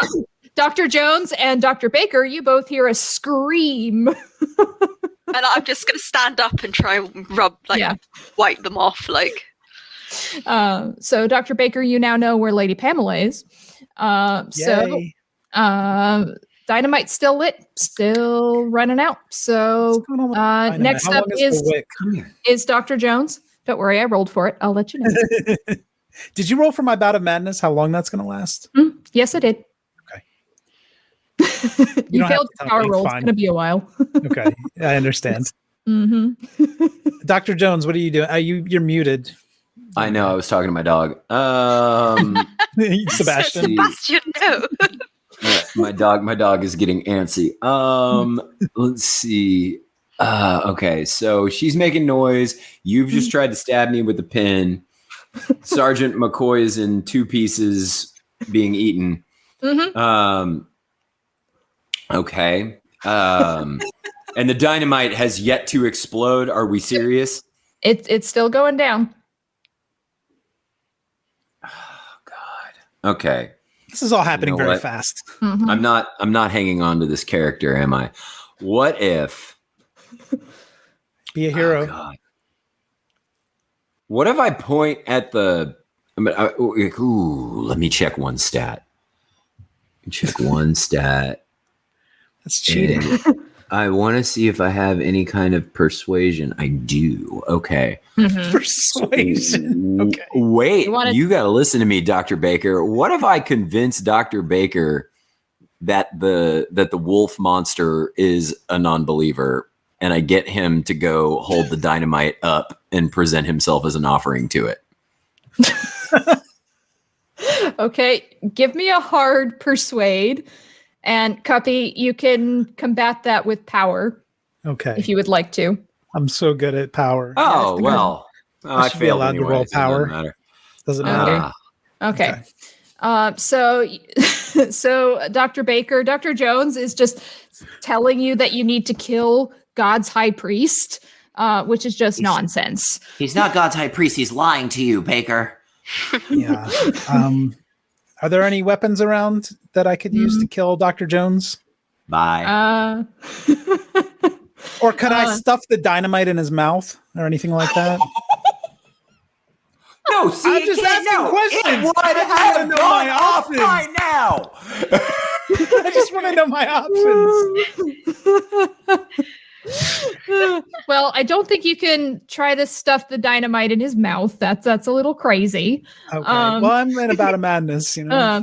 But just to explain with dynamite rules, you roll to see how many rounds it's going to be before it explodes. I have made that roll, and when we hit the number of rounds, it will go off. But this is an actual rule, so I'm not bullshitting you guys. This is an actual thing. So it hasn't gone off yet. You could try to grab it, Dr. Baker, and hold on to it.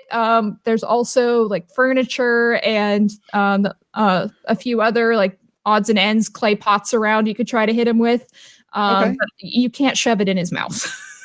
He's not going to stand there for that. It felt right. I didn't know how far I was away from the dynamite. For the right money. Is there anything like any remnant pieces of Sergeant McCoy I could use as a weapon, or any of his items on the ground? I like that.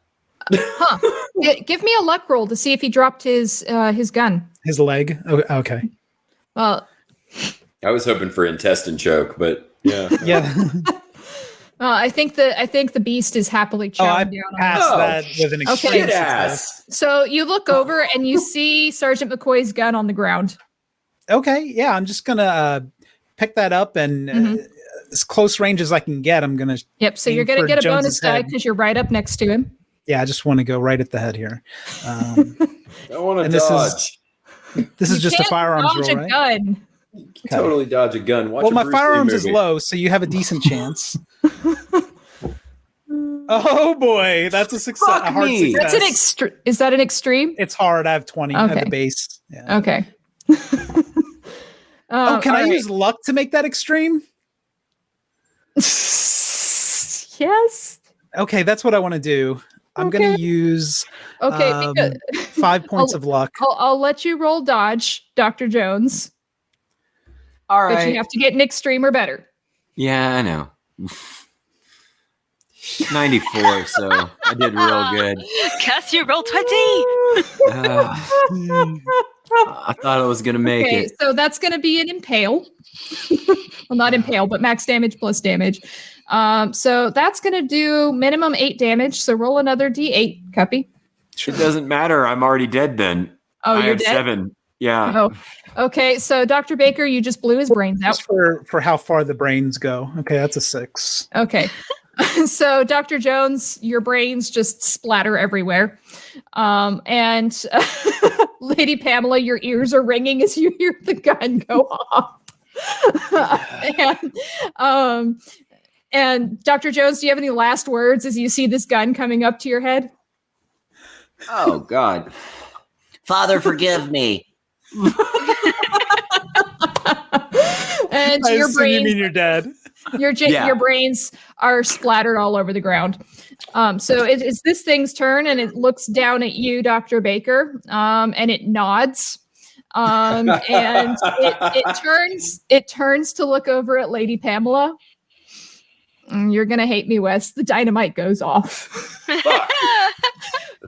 So it's gonna Bye. be 5d6. Oh my god. 19. So Did I kill it? Cuppy, Did I kill it? Tell me I killed it. Cuppy, you are obliterated as this dynamite blows up.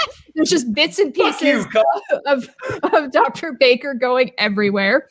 But the thing is, Lady Pamela, it also gets you. Ooh.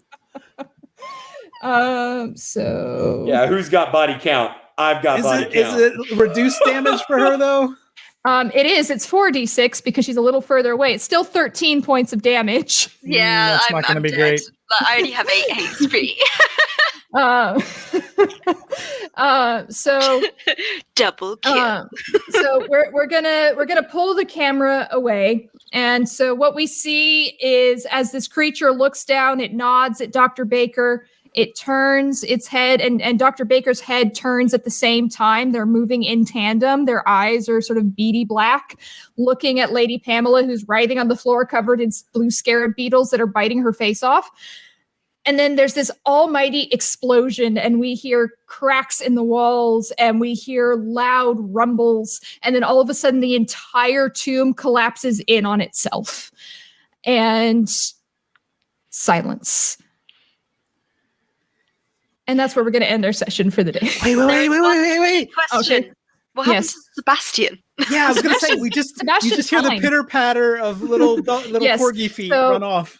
So we see the next morning, the sun comes up. We see a team of people digging around in this collapsed tomb, and then we see a tiny little furry nose nudging at the rocks and the tomb,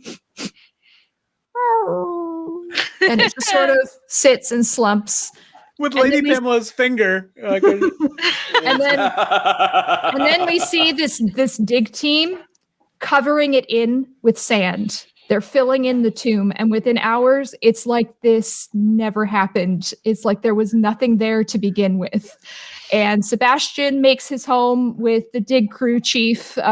He learns to bark in Egyptian, and he leads a long, happy life in a little Egyptian village. And no one ever knows what happened to the dig team out at this site. It's like they disappeared into the desert, and they never existed. R.I.P. and our research was so shitty that it really was like we never existed. Yeah, I never was a person. We never even got to use my handout. Oh, That's very on I'm brand. sorry. Chuck's back. I've been here. I was chatting in have? the private chat. Oh, Nobody sorry. was responding to. I missed that, sir. I have always wanted to die by dynamite. I'm quite pleased. Chuck, we died. I don't know if you caught that part. I didn't Well- catch that part, but I expected it. Yeah. Yeah, Because the thing I is- ended up getting killed by Cup, and then my dynamite killed them. So Sure. Yeah. Sure. But Like it what's does. great is, Wes, is you're like, this dynamite needs to go off. And I'm just thinking, if it goes off, it's going to kill you anyway. It's 5-6. I got it. I figured that was a thing, but you put me in hero mode, and it was like, all right, true. well, Now Yes. I understand why you wouldn't let me shove the dynamite in his mouth because it was about to go boom. Uh-huh. You were so close to seeing it go off, and then the gun. Yeah. Yeah. That so that was crazy. That was a lot of fun. It was very intense at times. Yeah. Thank you, Kat. Thank you, Kat, too, for playing. But thank you, Rina, for actually running the game this time. Yeah, thanks for Great That job. That Yes. was really good. So good. I love I your loved the sanity descriptions. descriptions. Yeah. So good. oh yeah, they were terrifying. There were moments where I was just grinning because I was like, this is so good. Yeah, it's very chilling, right? Mhm. I know No, that- for anybody who plans to run this in the future, because I know a couple of our listeners said that they're looking at running this scenario in the near future, I added a lot of stuff to this that you won't find in the scenario. I've run this a billion times, and I've used a lot of my knowledge of Egyptian mythology and things to build it up. So things like the tablet that drove Dr. Baker insane and nearly drove Dr. Jones insane. That's something that I added in there. Things like that. So if you'd like to chat with me, like on Discord or whatever, about the things that I added and how you can incorporate them into your own games, if you liked what happened in this game, please feel free. I'm more than happy to do that. I love this particular scenario. So if you want to add those things in, you can find me on the Discord, which Cup has put the link up for that. So please Gotta don't use my hesitate banners. to ask. Yeah. Yes. All right. Very good. And Sebastian lived, Chuck. I'm sure that's why you came back to find That's out. the most important thing. So. Yeah, naturally. Yes. All right. Awesome game. And I think, Rina, you're going to run something else for us. Walter's Wish. Yes, sometime in April, I'm going to be running a scenario called Walter's Final Wish, which is a fun little scenario that I'm looking forward to running. We haven't set a date for that yet, I don't think, but keep an eye out for that. We'll be running that in the next month Is or that so. the Make-A-Wish Wait. Foundation's RPG? Maybe. Chuck's face. What? It's kind of funny. We'll end on that note. In a child endangerment, it would be very on brand for this Yeah. podcast. That's true. We need to bring Scott in for that one. Well, thank you everyone for watching. I know we had viewers on Twitch, Facebook, and YouTube. And if you chatted along, thanks for that. It's a lot of fun to throw up your random ass comments because they're much funnier than we are, or than I am, I should say. So thank you for that. Thank you, Rina. Thank you, Wes, Kat, and Chuck. We'll be back sometime to stream again, but it's not scheduled yet. But I think we're trying to do this more regularly, so we'll keep you posted on that. Of course, we're at patreon.com/AintSlade. Get over there, be a deputy or better, and I'll be very happy with you. So that's everything. Thanks, everybody. Have a good day. Anyone have any parting thoughts? Wes, do you want to say something different as your last thing? Yeah, that joke I made last doesn't count. That wasn't real. It didn't actually happen. We so it's retconned okay. it. Like, it's all okay. It's fine. We're going to retcon that joke, and I'm going to be like, that sounds fun. No, very good. All right, thanks, everybody. This is the awkward moment when I don't know how to end the broadcast, so we will sit here and look until that happens. Thank you, everybody.